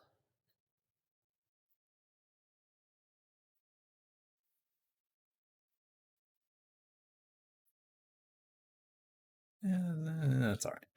Like that. Save, turn here, reload again, and drop it back in again. Boom. Nice and clean.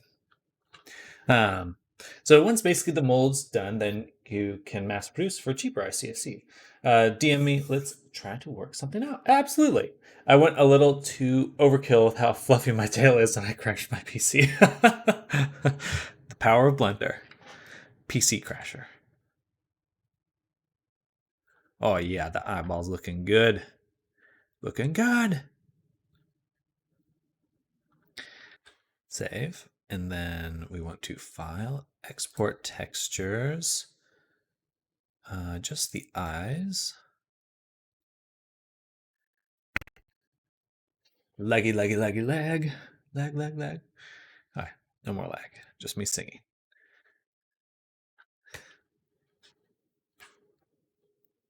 All right. And then let's go back to Photoshop. Now we're going to create a new version.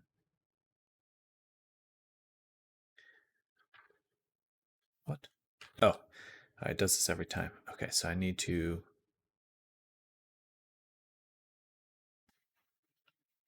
save, close that, because Photoshop starts getting real funky when it doesn't have enough RAM. I wish it just said, hey, I don't have enough RAM. Instead, it's like, I'm going to break.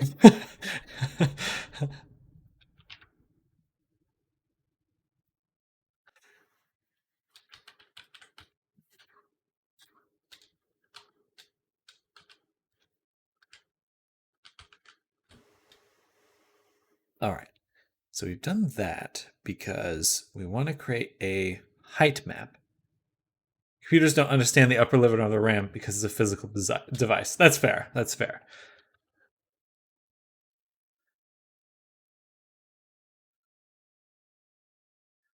Window uses page file.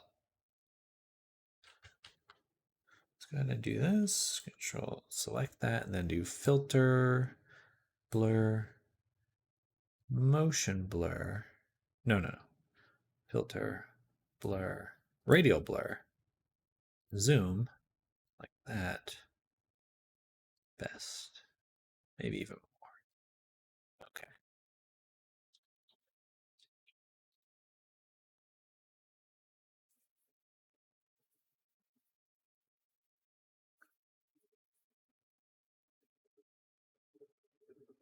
Let's try that one more time. Filter, blur, radial. Okay. Filter, blur, radial. Okay. Blur, radial. Well, just keep going. Can I just do repeat, please?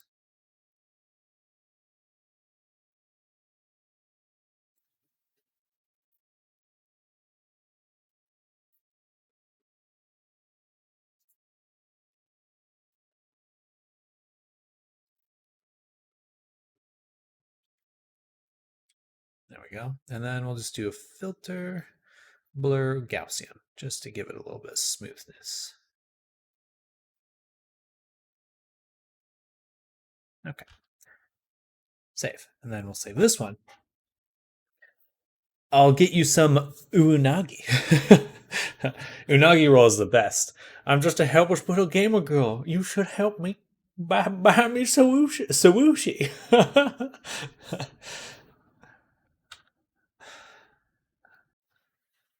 I'm going to be going to this place called Salada, I think.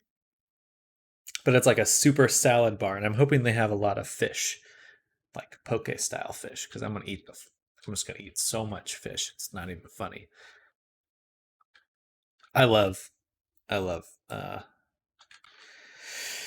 kind of stuff. Okay, file, export, PNG. We want to go to here,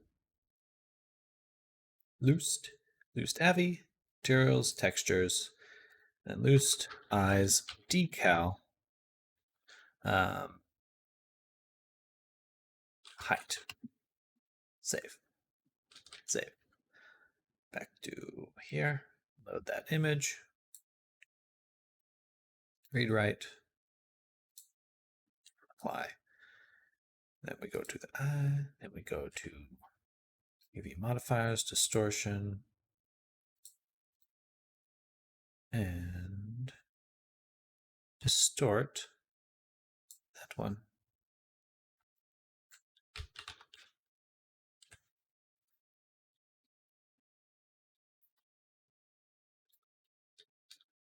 Is that it? No, parallax height mapping. That must be it. Height map. Bam. All right.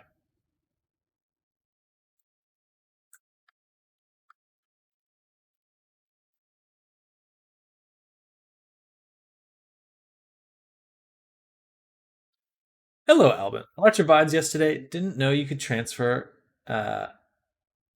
flexes over UV maps. Interesting. Like vertex groups. I actually want sushi. I want some sushi. I love the salmon liver roll from my local place. Salmon's the best. I got some the other day and I was like, oh, salmon, but it was slightly frozen, which was disappointing. Yeah, the mesh data transfer tool, super powerful. Super, super powerful.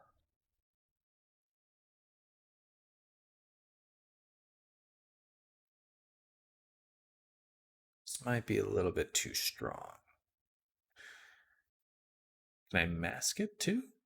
What's that do? Okay, that's only masking the sides, so that doesn't help. Move that. I think we need to alter it a little bit. Right now it's moving the whole eye too much.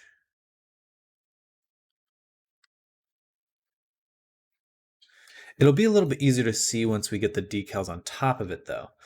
Flex like blend shapes. I think they're called. Oh yeah. Okay, I see what you mean. Yeah, isn't that nuts? It's like uh, just a lot of like really weird tricks that people have thought of, and I'm like, it's so smart. I'm just glad that they share it for free.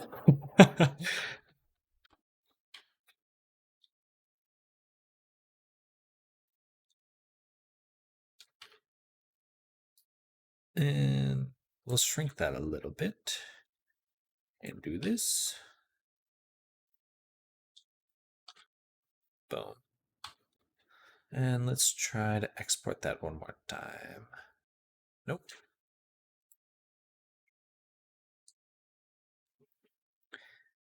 I'm in the wrong folder because it never saves the folder. Quick access. Recent files. Useless. Useless.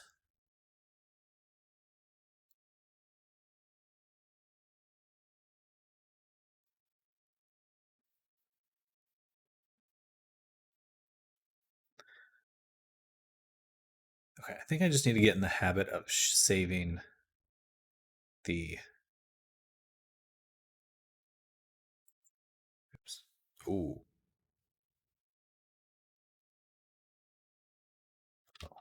Control Z that. Fuck. Are you kidding me?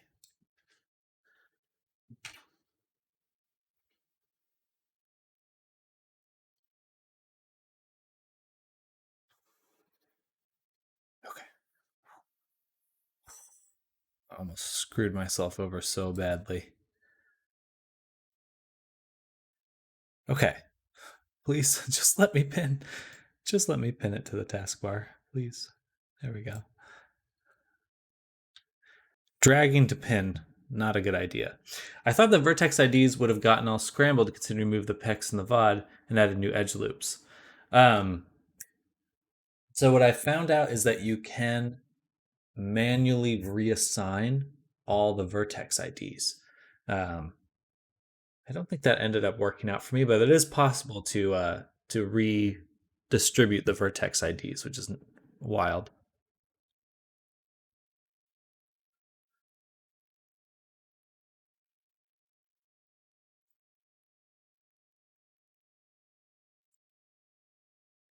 Here, height, save.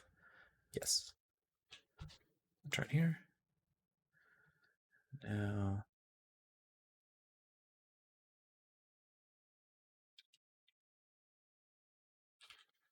Okay. I think that's good. Let's go ahead and get the other decals out now. So save that. Go into here and turn off that. Turn on this one, the sparkles file.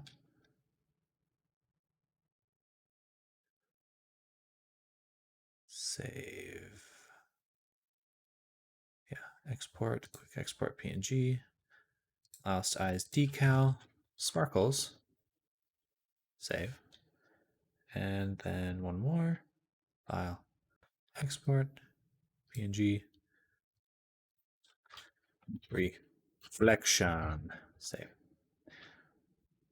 I'm trying to pin some files to the taskbar. I made some software for that in case it won't let you. Thankfully, it let me this time, but I almost dragged my whole avatar folder into just some random project on my pins. It's like, oh no, that was kind of scary. Really don't want that to happen again. It's like one of those things you're just like staring at yourself like, did I really just do that?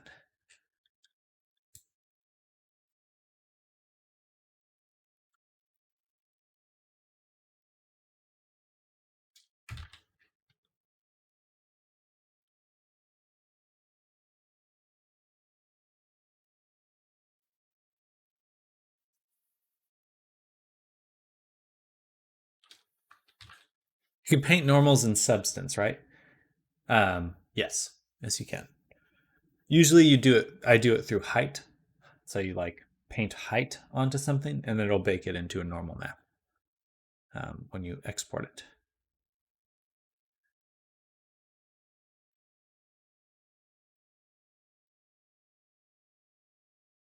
Decals. 4 decals, perfect. Got one. Sparkles. And you should be looking at UV1. Interesting. Why? Why?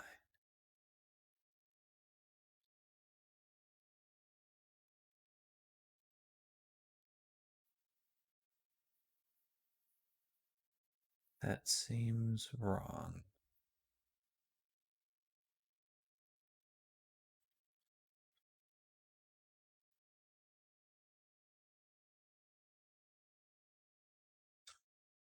What did I do?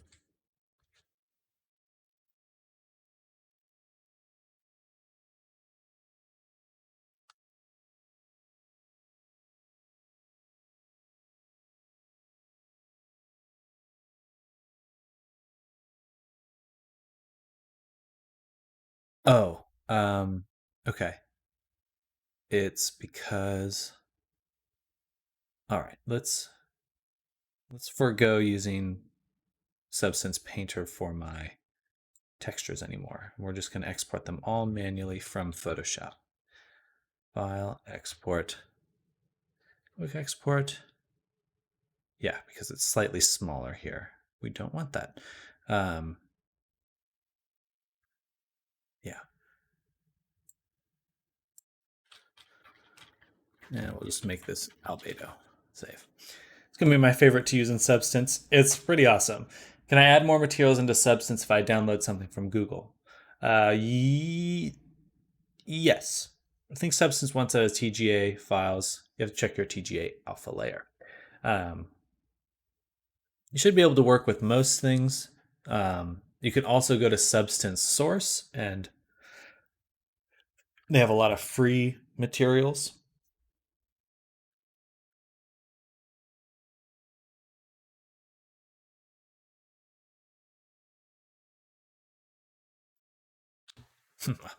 It's so big.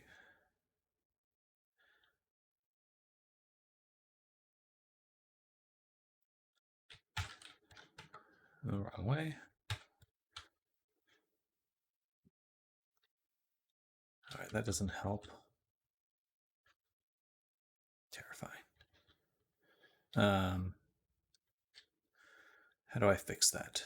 I fix that by scaling up the eyeball texture or UV map,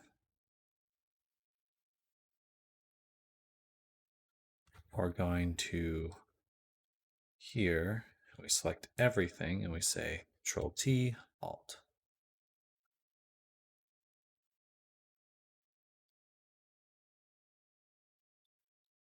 T, Alt.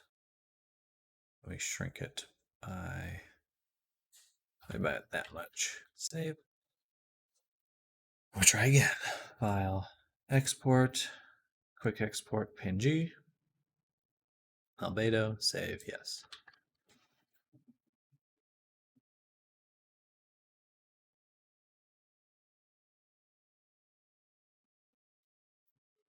Still looks super funny. What's going on?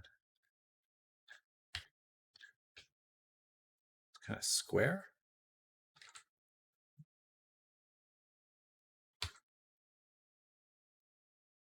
It is square. Why?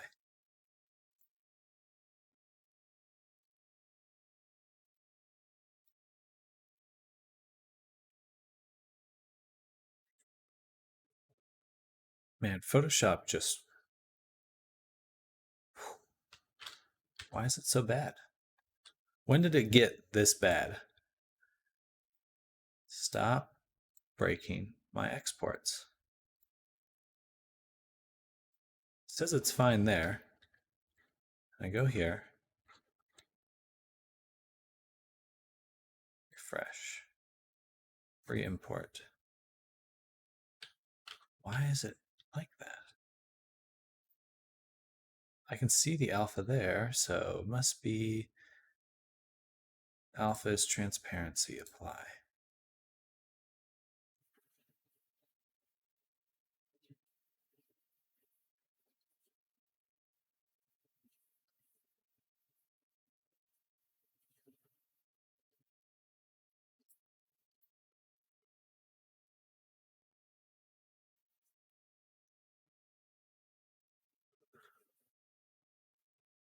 A pain.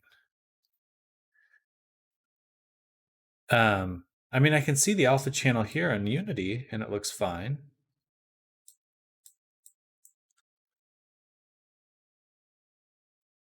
Looks fine here too.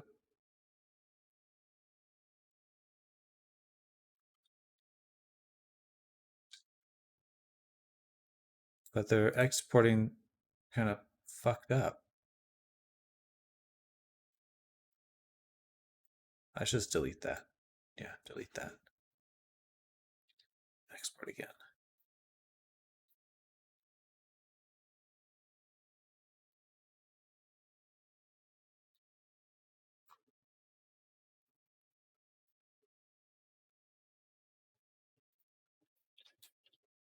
Photoshop exporting alpha square.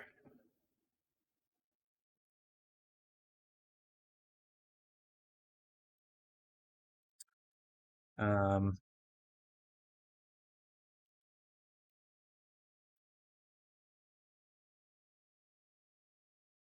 PNG transparency should be 16-bit. Convert to sRGB. Sometimes you need to make a dedicated alpha channel layer in Photoshop in the Channels tab. At least that's my experience. That'll be what I try after this.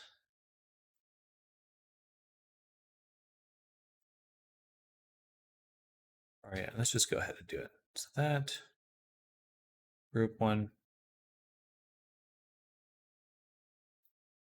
give me my alpha. There. Get rid of that bullshit.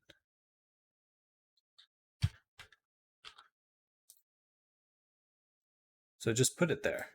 That's so funny. Okay, so it should be there now. I looked at it just a second ago and it wasn't there. So hopefully that's what the problem was.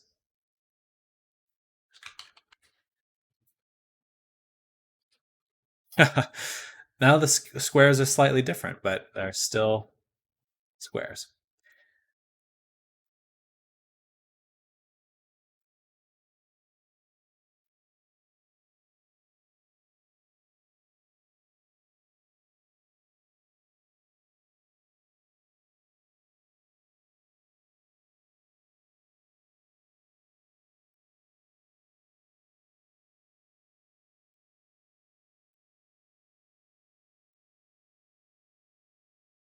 So confused. But the problem is if I set this to alpha as transparency, then it does that. So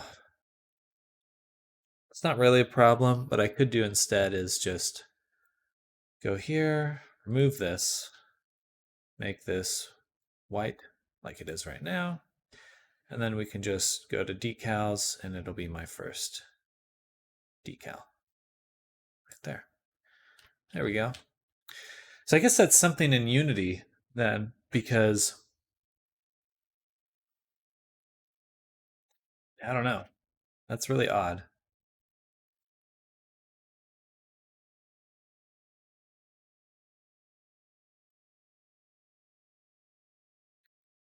And let's go ahead and export the rest of this stuff.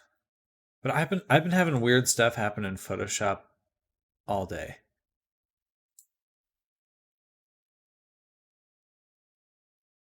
All day. So it's like I wouldn't be surprised if that was Photoshop actually, but it's certainly frustrating.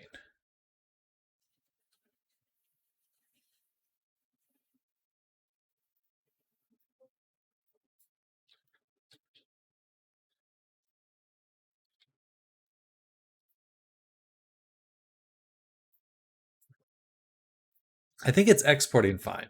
That must be Unity that's messing them up. Because that looks good to me.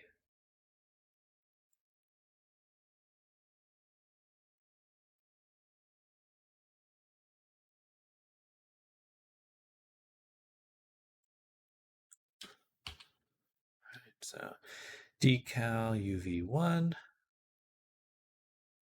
decal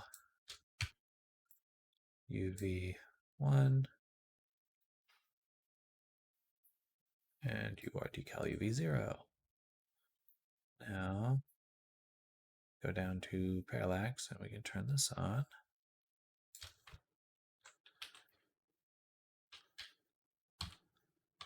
All right, so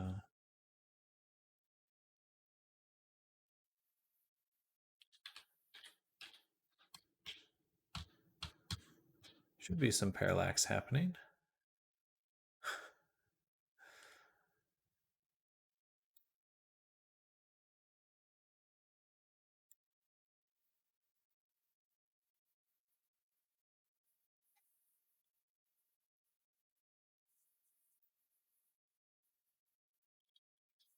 Seems too much.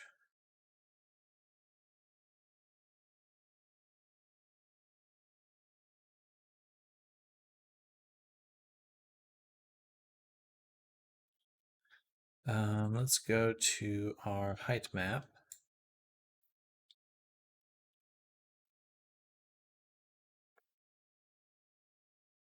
Here.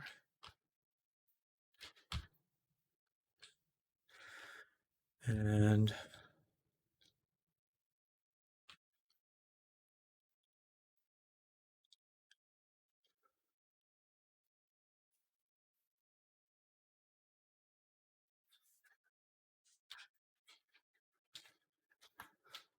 please start adjusting. Thank you.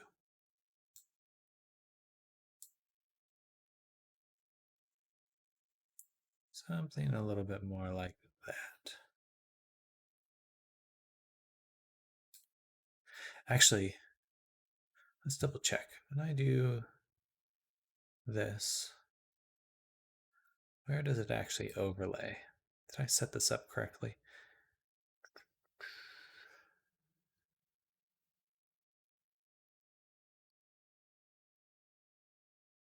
It's pretty close. It's pretty close.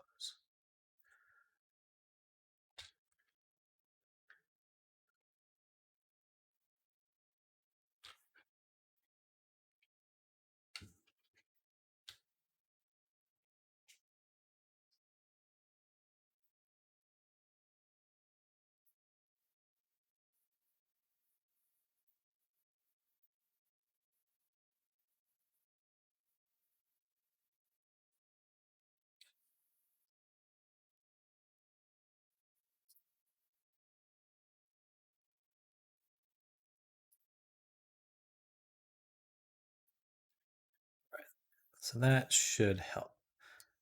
Now, yeah, now it should push back just the iris.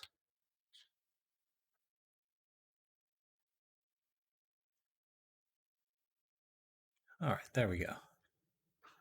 Better. Something like that. Let's actually go back in here. Apply this. And filter, blur, Gaussian. My favorite. And save.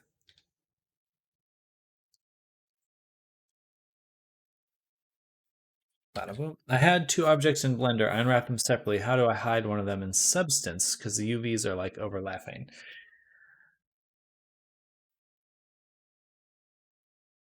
If they're using the same material, you do not want their UVs to overlap.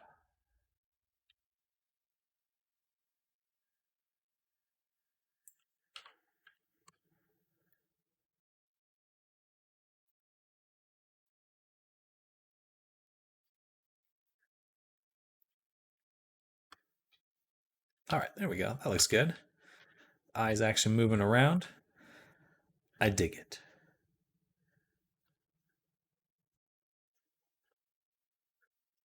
Oof. All right, that took some time, but we made it. We made it through.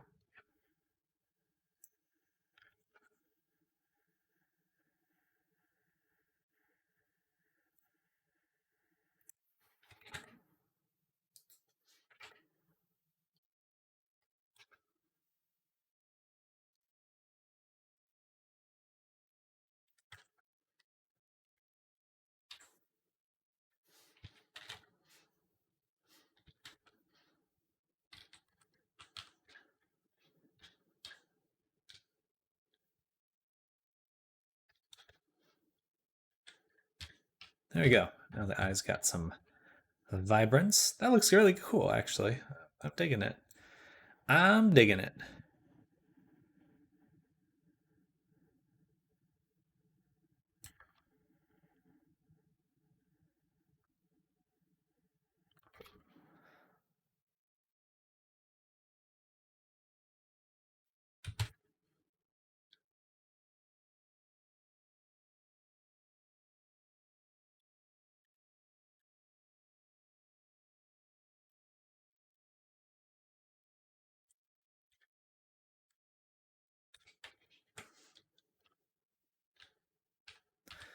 Nice. A lot of nice parallax going on there. Then eyes. Decal 2, the reflections. We want to just scale it down a little bit. Maybe 0.95, 0.95.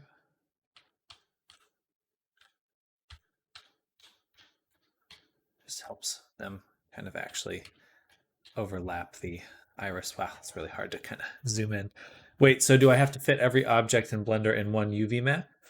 You have to fit every object that's going to share a material into one UV map.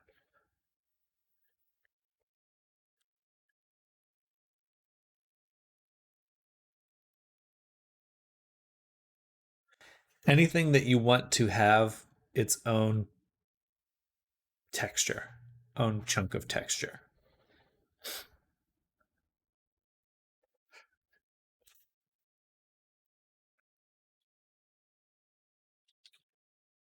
All right, those eyes look really good. Look at that.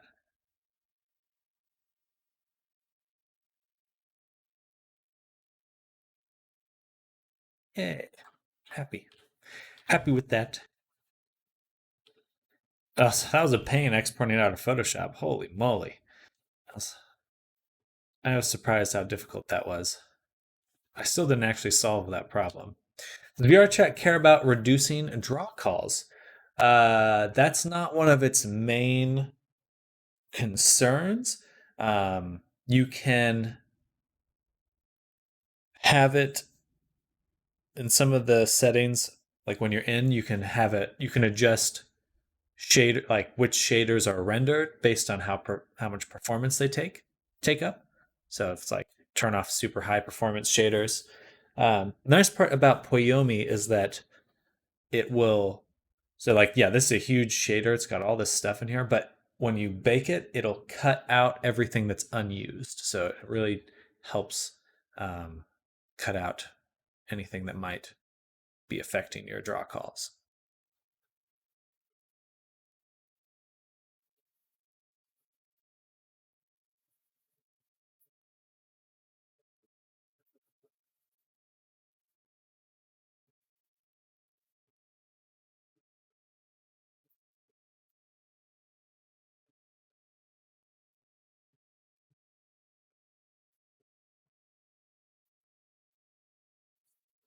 Poyomi, Poiyomi, right here.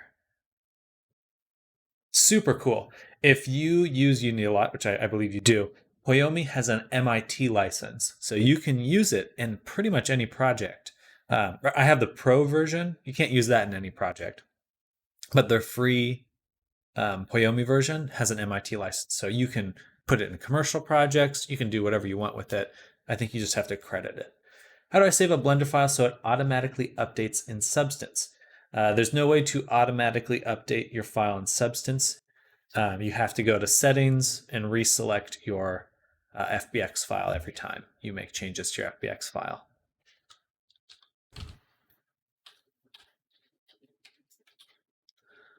All right. Man, she looks really good. How exciting. Thanks for meaning to get into the VRChat avatar market you told me about. It's awesome. Definitely recommend getting in there, getting involved. A lot of fun things are happening. And it's just the beginning.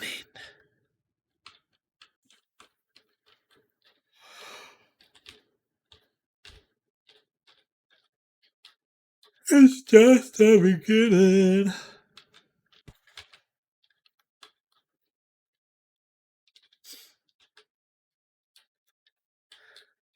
Okay, I think that, what do we need to do now? What's left? Let's make a list.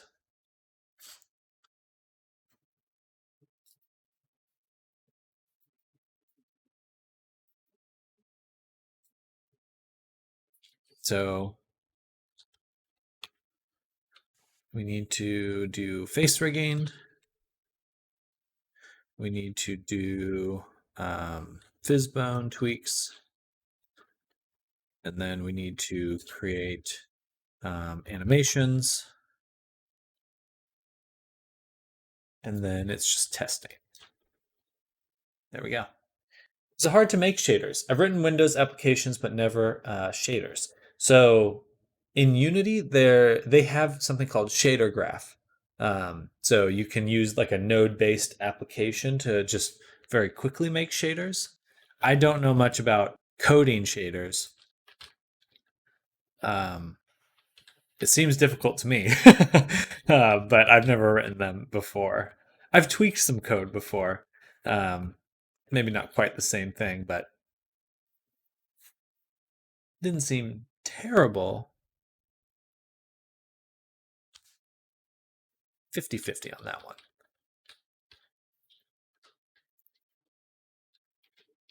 But yeah, the Unity shader graph. So one thing though about the Unity shader graph is that unfortunately it's for a later version of Unity than VR chat's using. So you can't quite make you can't make shaders for VR chat avatars in VR chat.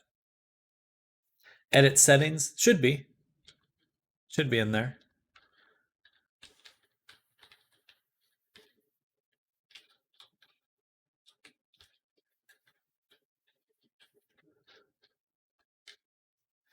I would just click around and find it.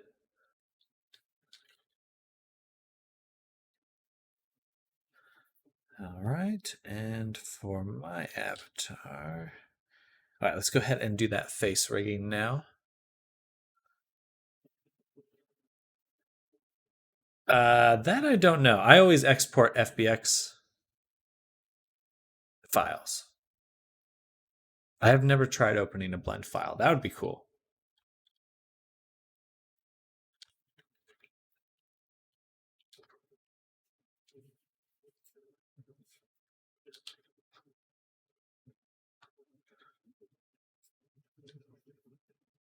You're looking for a way to swap the file. I'm gonna let you figure that one out.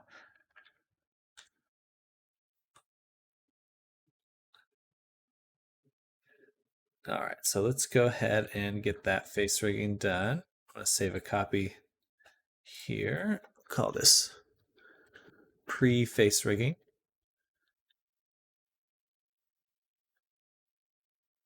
There we go. And now that thing never worked for me, so I usually go with OBJ files. Exporting from Blender is sometimes a pain. I mean, every software has its own orientation for files, so it can certainly get quite annoying to work with certain things.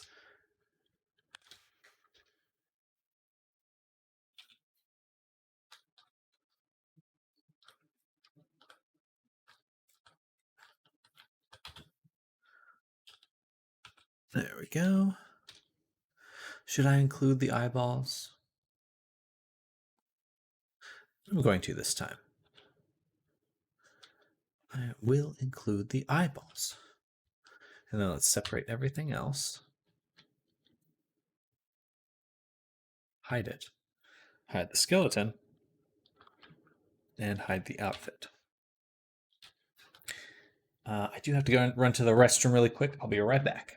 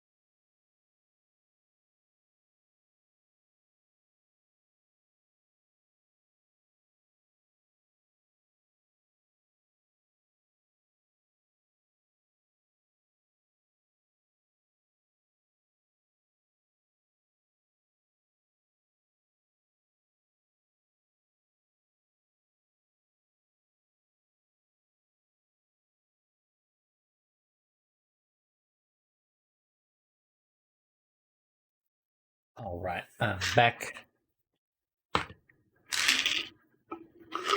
So let's see if we can finish this face rigging. Then I'm going to go on lunch. Then we'll come back and do everything else.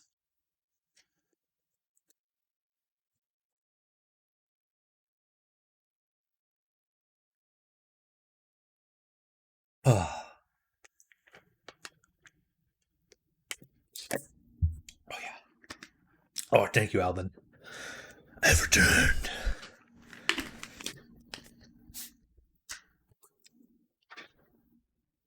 Okay. Also, I hope everyone is having a good Friday. Last day of the week. How exciting. Weekend time.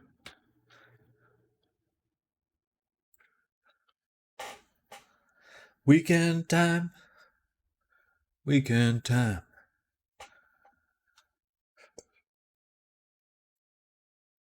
Oh, thank you.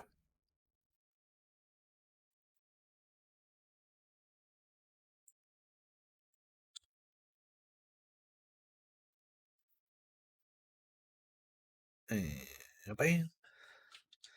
All right, we have to switch to the other version of Blender so I can actually use my face rigging tool.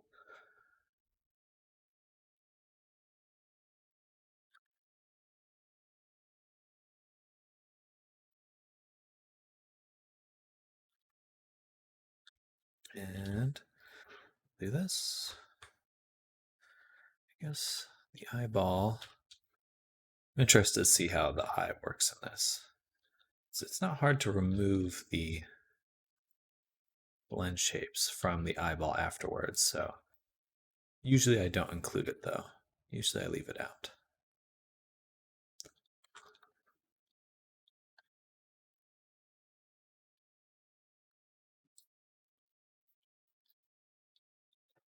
What's special about that tool? The best thing about it, and the main reason I use it, is that you can save a set of expressions. So I'll show you when I get to that part, but basically I have a VR chat set of expressions that I can just slap on there really quickly. So this is the main goal of this is it creates a rig that you can adjust the face shapes, like the visemes and expressions, and then it bakes it into blend shapes. So it just kind of helps speed along that process. It's mostly built for the iPhone face cap, but you can use whatever set of expressions you want.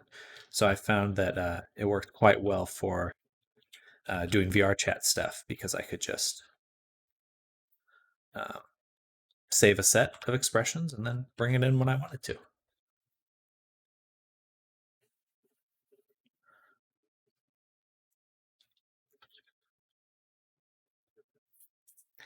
All right, so I did that. Now we want to do, this is the left eyeball. This is the right eyeball. Leave the eyelashes alone. It's called Face It. So yeah, just Face IT. It's on the Blender Market, I believe. Blender Market. I don't know how it compares to other rigging tools. I've been considering buying Auto Rig Pro, I believe is what it's called, because if I could speed up my body rigging process, that would also be a huge benefit. I don't know if that could have other like they could have a face rigging tool as well. I have not investigated though. All right, so there's the upper teeth. Then here's the tongue. And then the lower teeth. This is always kind of the funky part, trying to figure out what you're grabbing.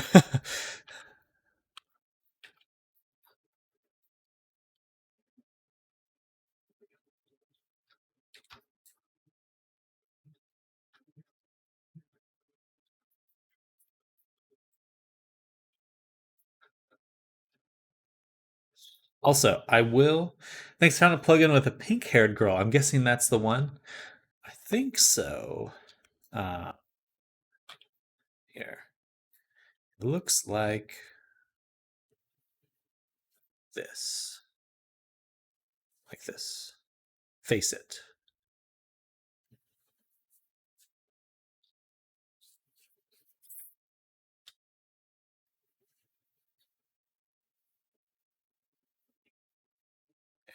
I'm not sure.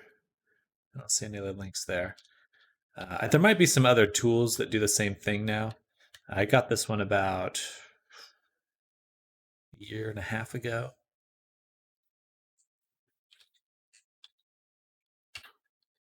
So many different rigging softwares out there. Oh yeah. Use some superpowers. I can't find out how to move the gradient around the mouse. Um, you have to move the gradient around in the UV panel, the UV viewer. I just had to scroll. Hey, no problem, Album. Not a problem at all. There's just a lot of things like that. There's definitely some funky things about it every now and then. Um, but I think that's just software in general anyway, right? Like no software comes without bugs. But yeah, the process is pretty cool. So first you mark vertex groups, and then you generate landmarks. So it's like just kind of pinning all this stuff into the right spot, which is very similar to like Rigify, things like that. Where you see the 3D model, you have to set it to planar projection. So go into your uh, layer settings, and you can adjust it there.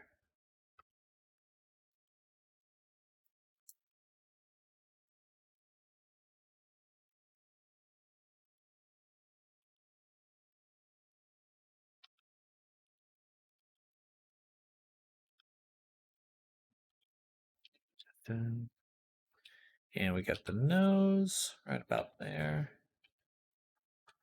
Not all of these things have to be perfect, but certainly doesn't hurt if they're close. As close as we want or can get to. And then where is my eyebrow? So the eyebrow is right there. I was pretty close. Good. And then hide that again. All right. This will go right here.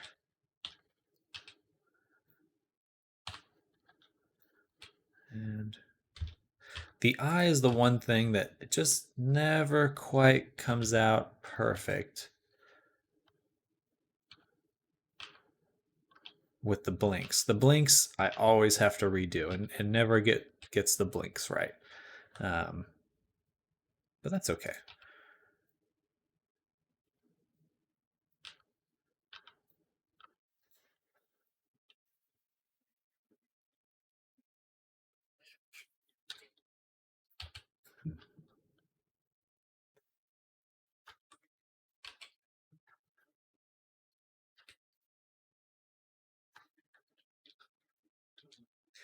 I think that looks pretty good. We generate the rig, and then we bind the mesh to the rig.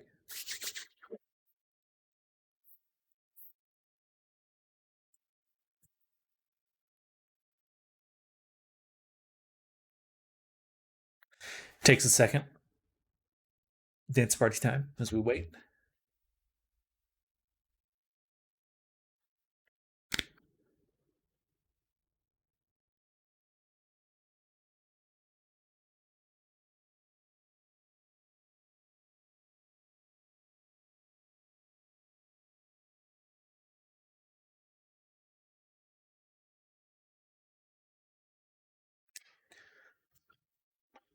It's still loading. It can take quite a bit of time sometimes. I don't know what.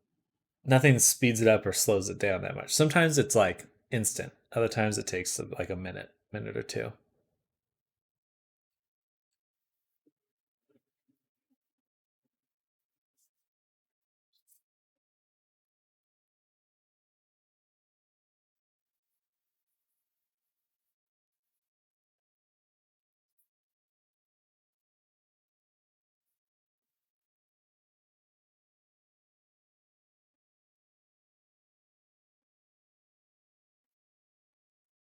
Dude, Dolly's gonna be so good. Or these like AI stuff, all this image AI. Look at this.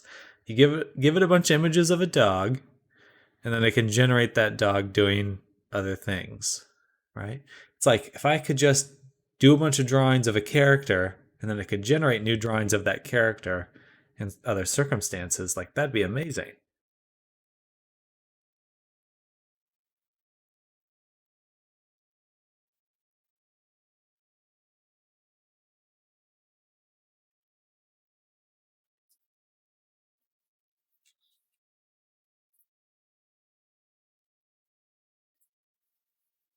But that's not how you spell swimming. Swimming. Swimming.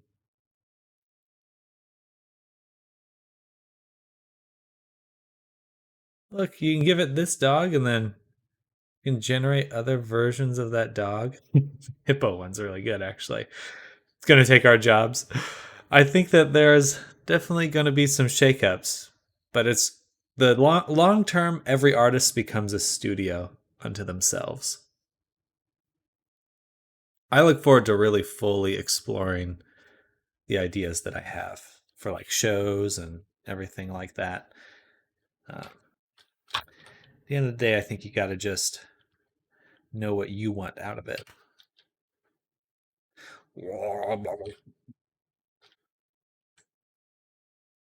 Yeah, here we go. So check it out.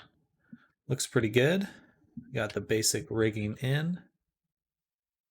Not perfect, but we're getting there. Um, we can always go in and clean up the stuff too. Imagine the amount of cleanup afterwards would be crazy though. Definitely at this moment, yeah.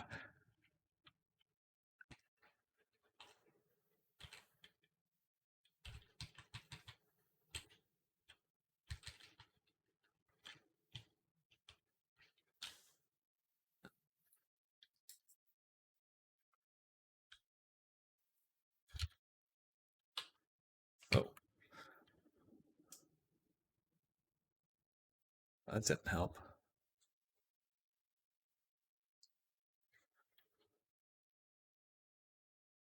How do I prevent that? Uh, I shouldn't have even added it to the rig. So Control Tab, weight paint. Oh,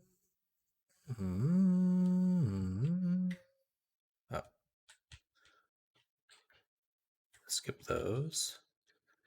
It's got to be the jaw ones. Here. All right. So we'll just do this a whole bunch.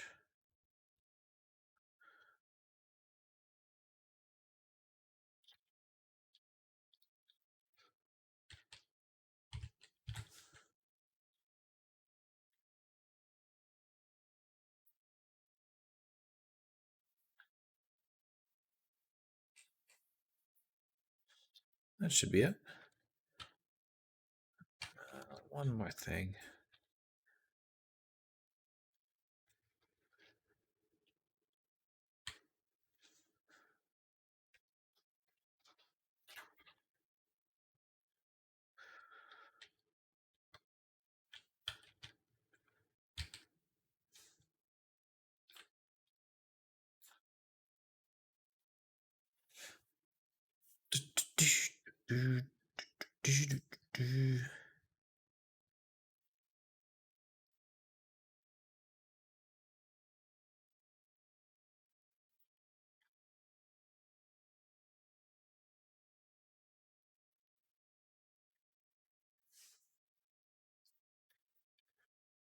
There we go. Okay. So now, with that done, we can go ahead and go to animation.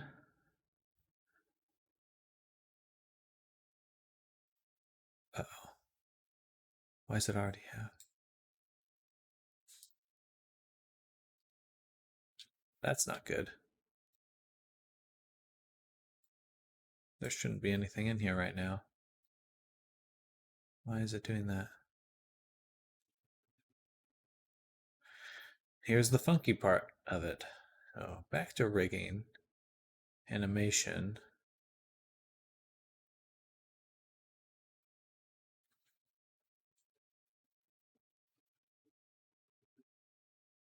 Wait.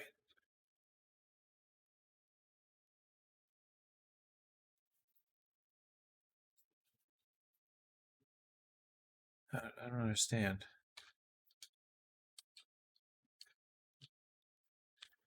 Okay, well, I guess it's working. It seems a little buggy though. Is the bake options there? They are. Okay, should be good. But yeah, anyway, so here's all the expressions. All the VR chat expressions ready to go. I turn this off, it's a little easier to see. And clearly some of them need some cleanup, but that's what we're here to do.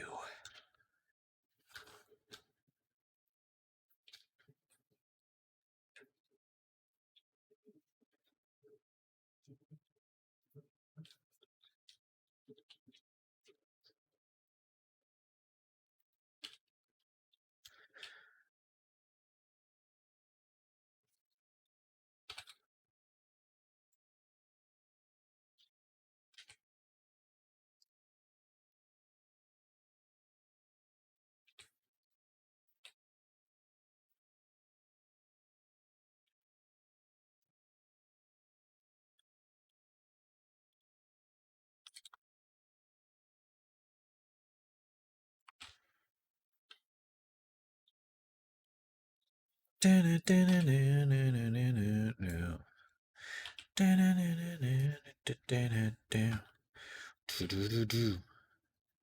and apparently, Microsoft, a few other companies are now releasing AI for coding too.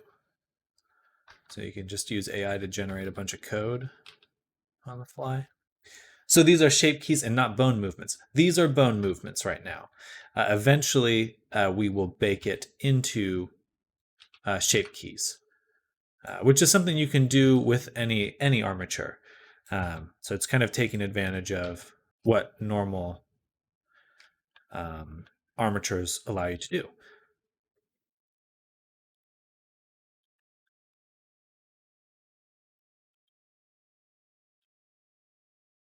Yeah, pretty much any modifier, you can either apply it or you can apply it as a shape key, which is super cool. There's a lot of power in that. I haven't used it like too much, but it's always in the back of my mind. Like, oh, I could probably use that at some point. Oh, and I'm sorry. I'm sorry. This is not a bone movement. This is a blend shape, but you can combine them. So looking at this little menu here, I can either, for this expression, I can either make bone shapes by like moving these values around, and I can combine it with a blend shape too. So it will take both this blend shape I've made for this expression and the rig position I've set up, bake that into a shape key with this name right here. So sorry, I kind of misled you there. It's both.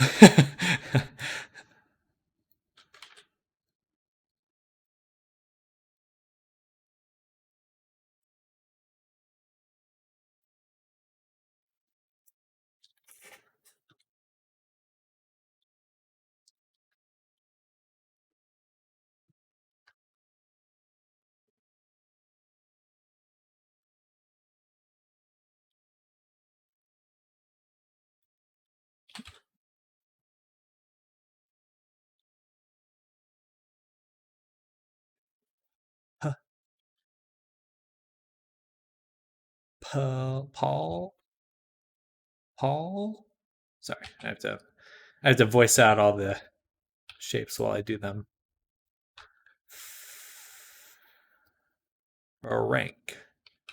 Frank. That's a really good one, actually. That's when you clamp the tongue in between your two furs.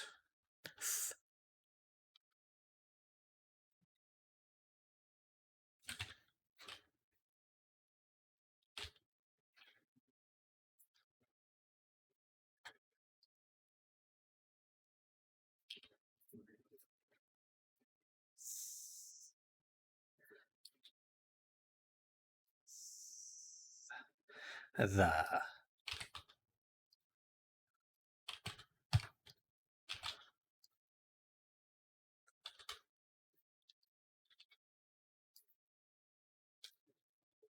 It's awesome. I've had a lot of use out of it. I've used it for every avatar so far that I've made. D D D D. So it's D is like a kind of moves forward. D D.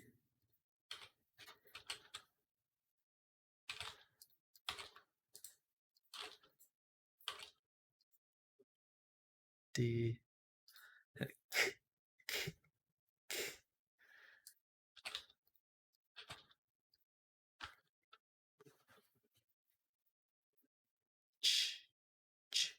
Charles. I have to look at my mouth while I do this. Charles. Charles.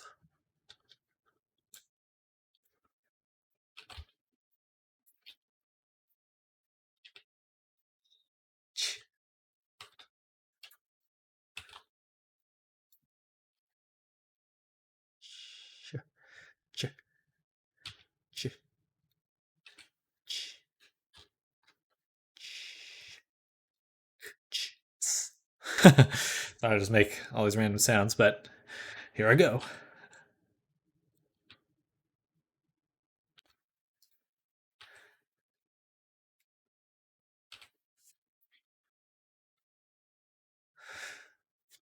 You have some. There's so many times you already know them by heart. Even if you feel you know something by heart, you should always use reference. Because the truth is, what we hold in our minds is imperfect. But what we are able to review,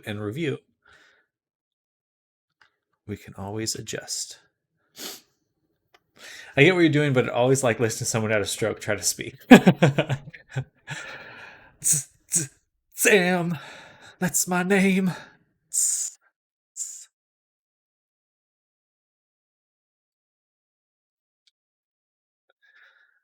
Do basketball players still practice basketball? Shouldn't they know it by now?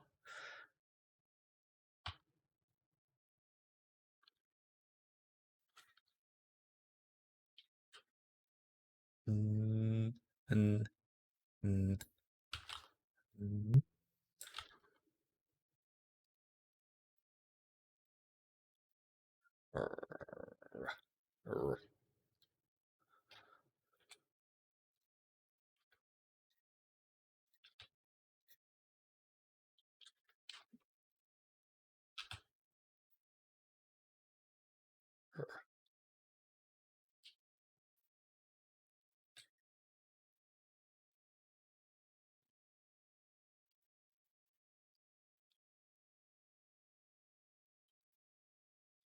Ah, ah.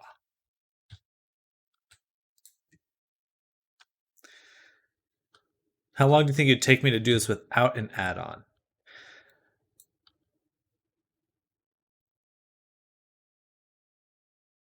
Minimum twice as long. And I'd probably still make a rig to do it, no matter what. Maybe probably 3 times as long, minimum. And that's if I don't run into any problems, which I probably would. Doing this is using this add-on has also at some points taken a lot longer because the add-on would start giving me trouble. Something just disconnected. Oh.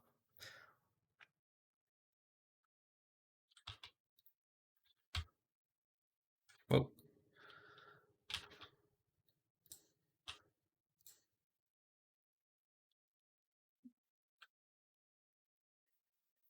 Oh. Oh.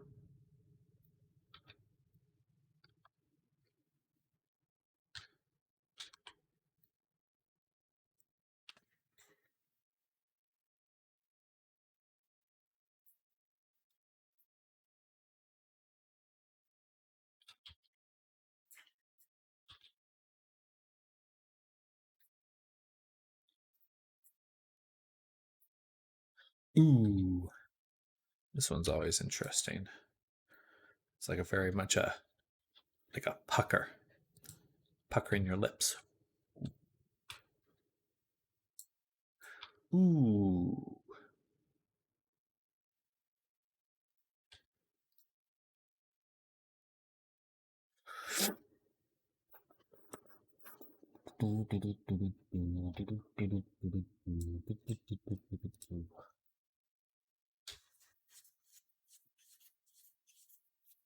Excuse me.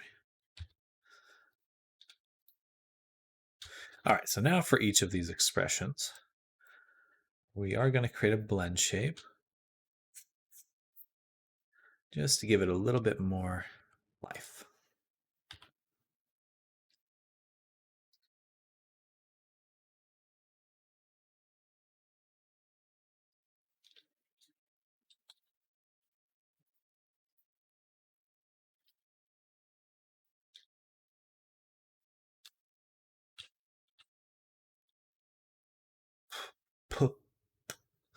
Kind of like put some air in your cheeks when you're doing this one. Paul.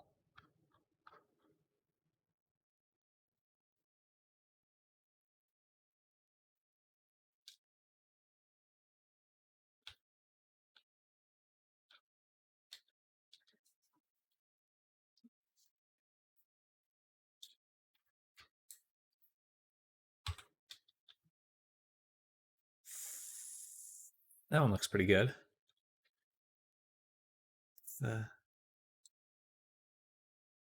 I found the best thing to do with this add-on is you always want to go in and smooth out the corners of the mouth. That really helps give it some nice bleepability.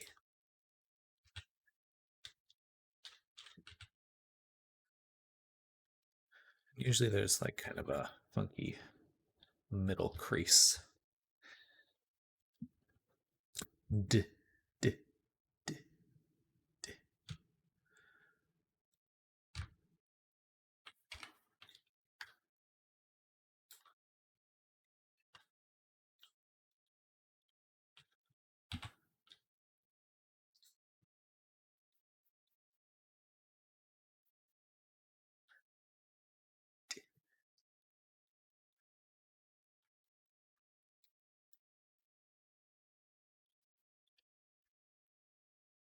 D.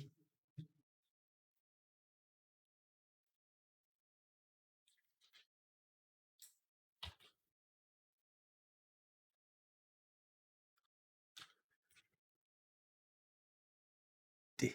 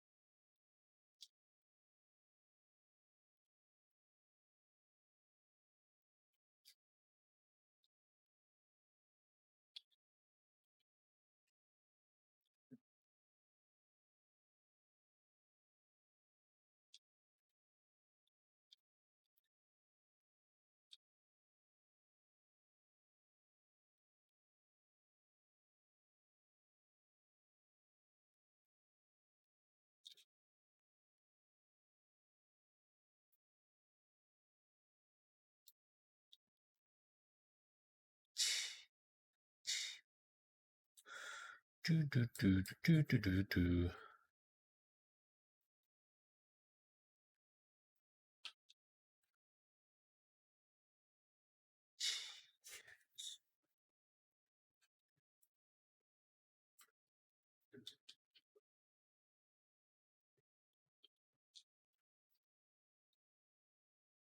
Oops.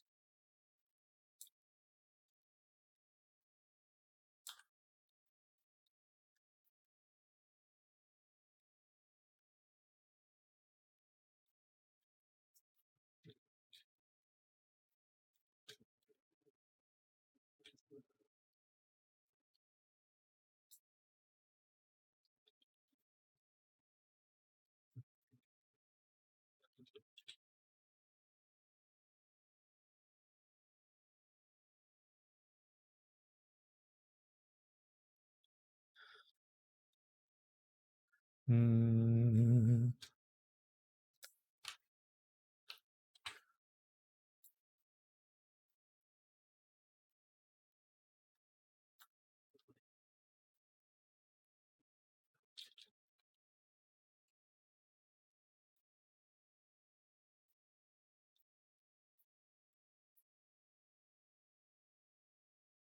Yeah, they're fun to go through.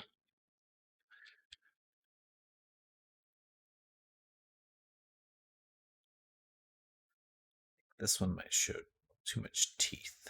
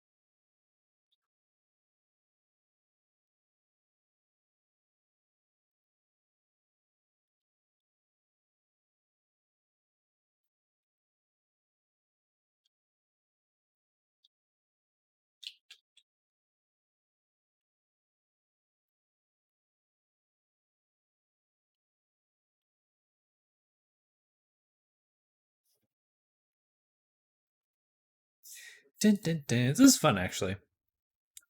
Honestly, like face rigging, definitely the hardest part starting out. But now that I've like gotten used to it, it's really just satisfying to like.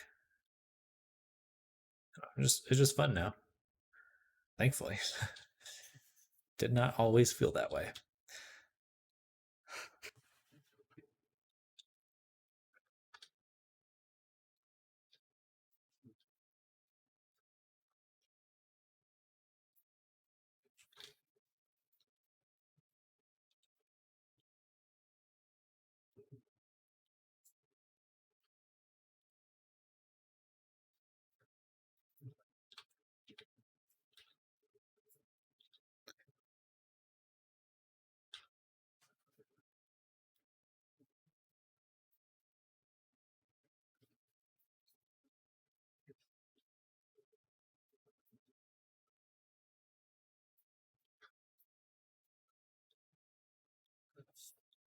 Could I get you to take a look at the avatar I've been working on in Blender? I feel like that should be a redeem. Avatar review? I could do that. That'd be fun. Let's take a look.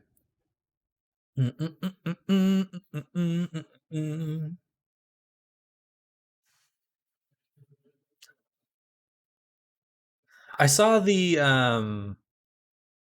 image you sent yesterday or last night. This one here. Um, I think it'll be hard to tell the full shape till you have like the rest of the model done. Um,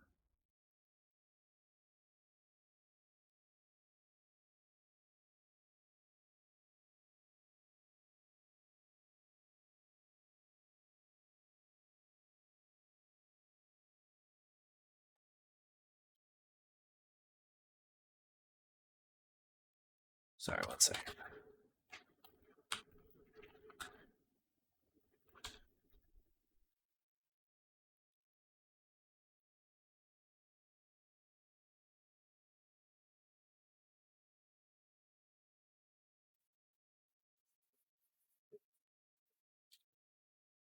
Sorry, I have to send a message really quick.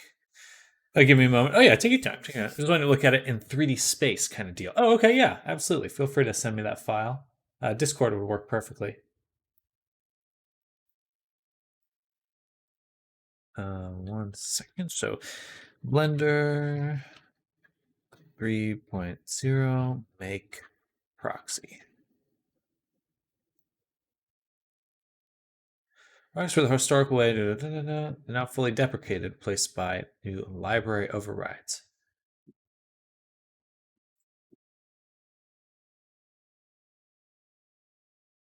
Okay, so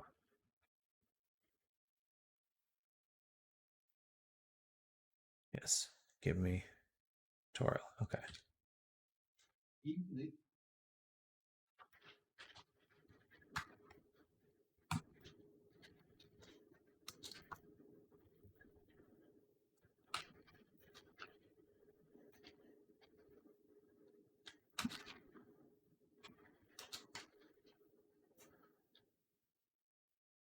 Okay, I'm back. All right, let me just finish this face rigging and then we'll take a look at that blend file. Almost there.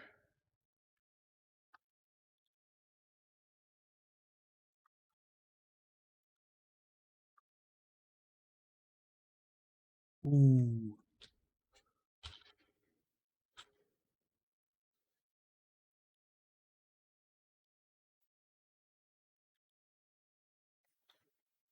Ooh.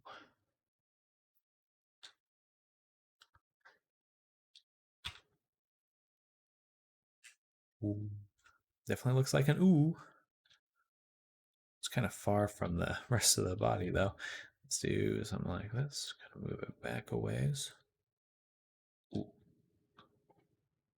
And then if we could get this to kind of come down. All right, I should have done that.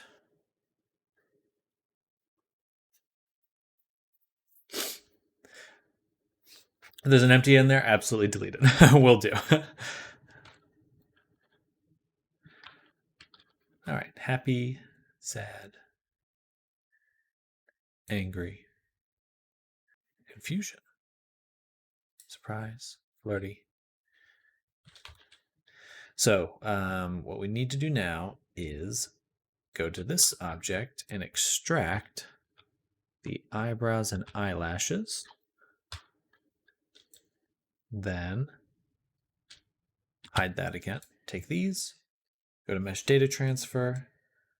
I'm going to transfer vertex groups and shape keys and then combine them into the main object.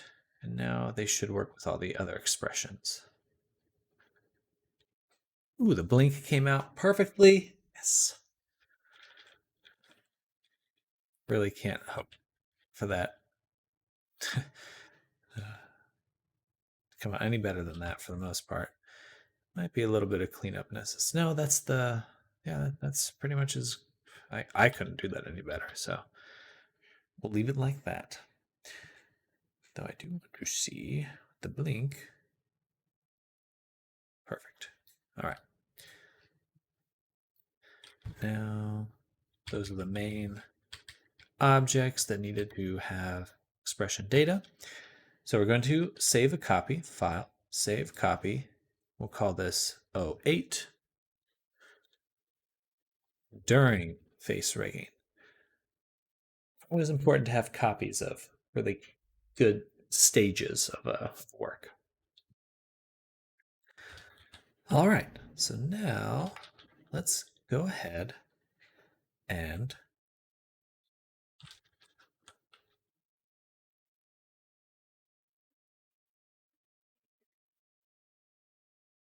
finalize the face rig.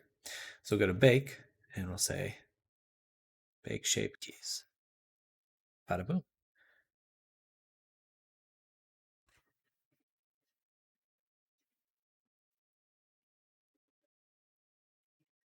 Then clean up. Bada boom. And then we can remove the keyframes for that. Undo that.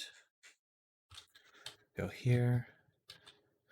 One thing we definitely need to do is select the eyeballs, and on blink, they don't do anything. but on look down, they do move. And on look down, we want to do mesh, or no, vertex, blend from shape, basis, like that. Because we do not want the eyeballs moving on any blend shapes.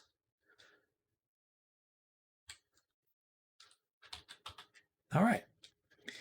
And lastly, take the hair, combine it back with the avatar, and file or save. I'm going to open up back in the other version of Blender. Did you show the model? I was messing around in settings. Which model? The Emmys model? I have not yet.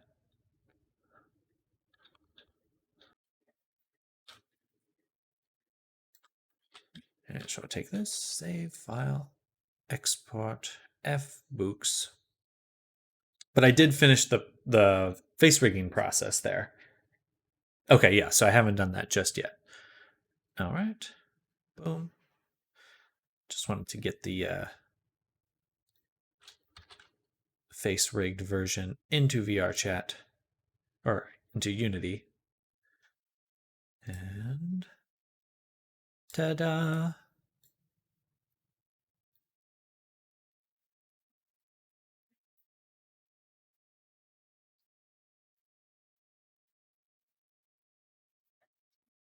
Looking quite good. Yay.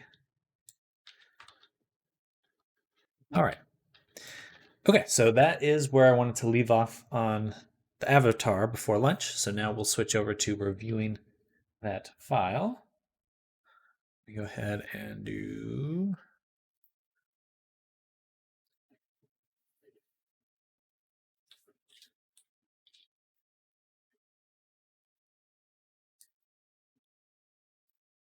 bada boom.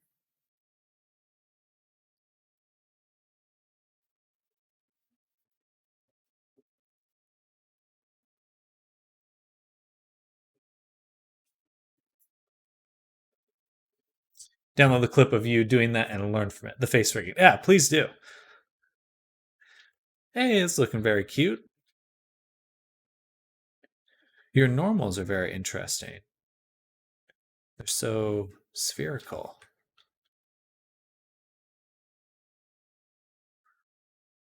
You have a data transfer on there?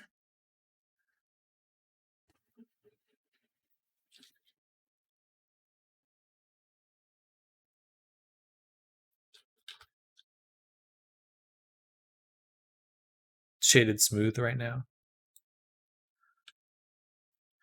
I don't think they'd normally light like that though.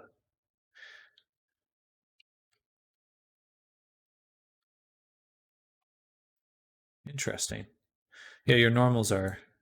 I mean, I think I've seen that style before. I've just never experimented with it. You can see how it like kind of the shading falls off. That's pretty cool. I think there's a lot of it gives it that a very tune quality. But this is looking really good. Go to wireframe.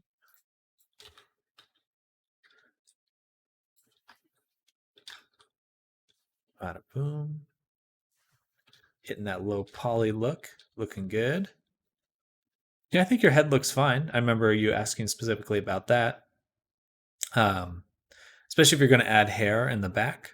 Like, honestly, for like a head, you probably don't even need this for the most part if you're going to put hair over it, unless there's ways to see through it. But if it's like a big chunk of hair, like I don't know, a bun or something like that, you almost don't even need the back of the head. This is looking good. Excuse me. Your braids are probably the densest part of the mesh so far. Everything else is quite low poly. I don't know if you're going to do this for if you're trying to make it as like low poly as possible, but you could always go in and like dissolve some of these edges if you wanted to. But I don't think you need to. we're using that to make the hair. It's going to be parted into the tails. Gotcha. Then yeah, I think you're heading in the right direction. I think you could make, or actually, let me take a look here. I guess is this the style here where the neck is kind of low. So if you're matching this style, I think you're spot on with how it's looking. Yeah, I think you're heading in the right direction if this is your reference point. You may, because right here on this character, the way the hair covers the back of the head, you don't really notice the neck. Whereas in yours, the neck is quite visible, and it does look very kind of flat in a way. So maybe either cover this up if you want it, like a collar, like that. Just something to hide it. Well, and then looks kind of old timey. Yeah, it does have like a very much a retro manga vibe. But yeah, I think this is looking great. So the hair will go like this into the pigtails. Very cool. Let me set this to cursor.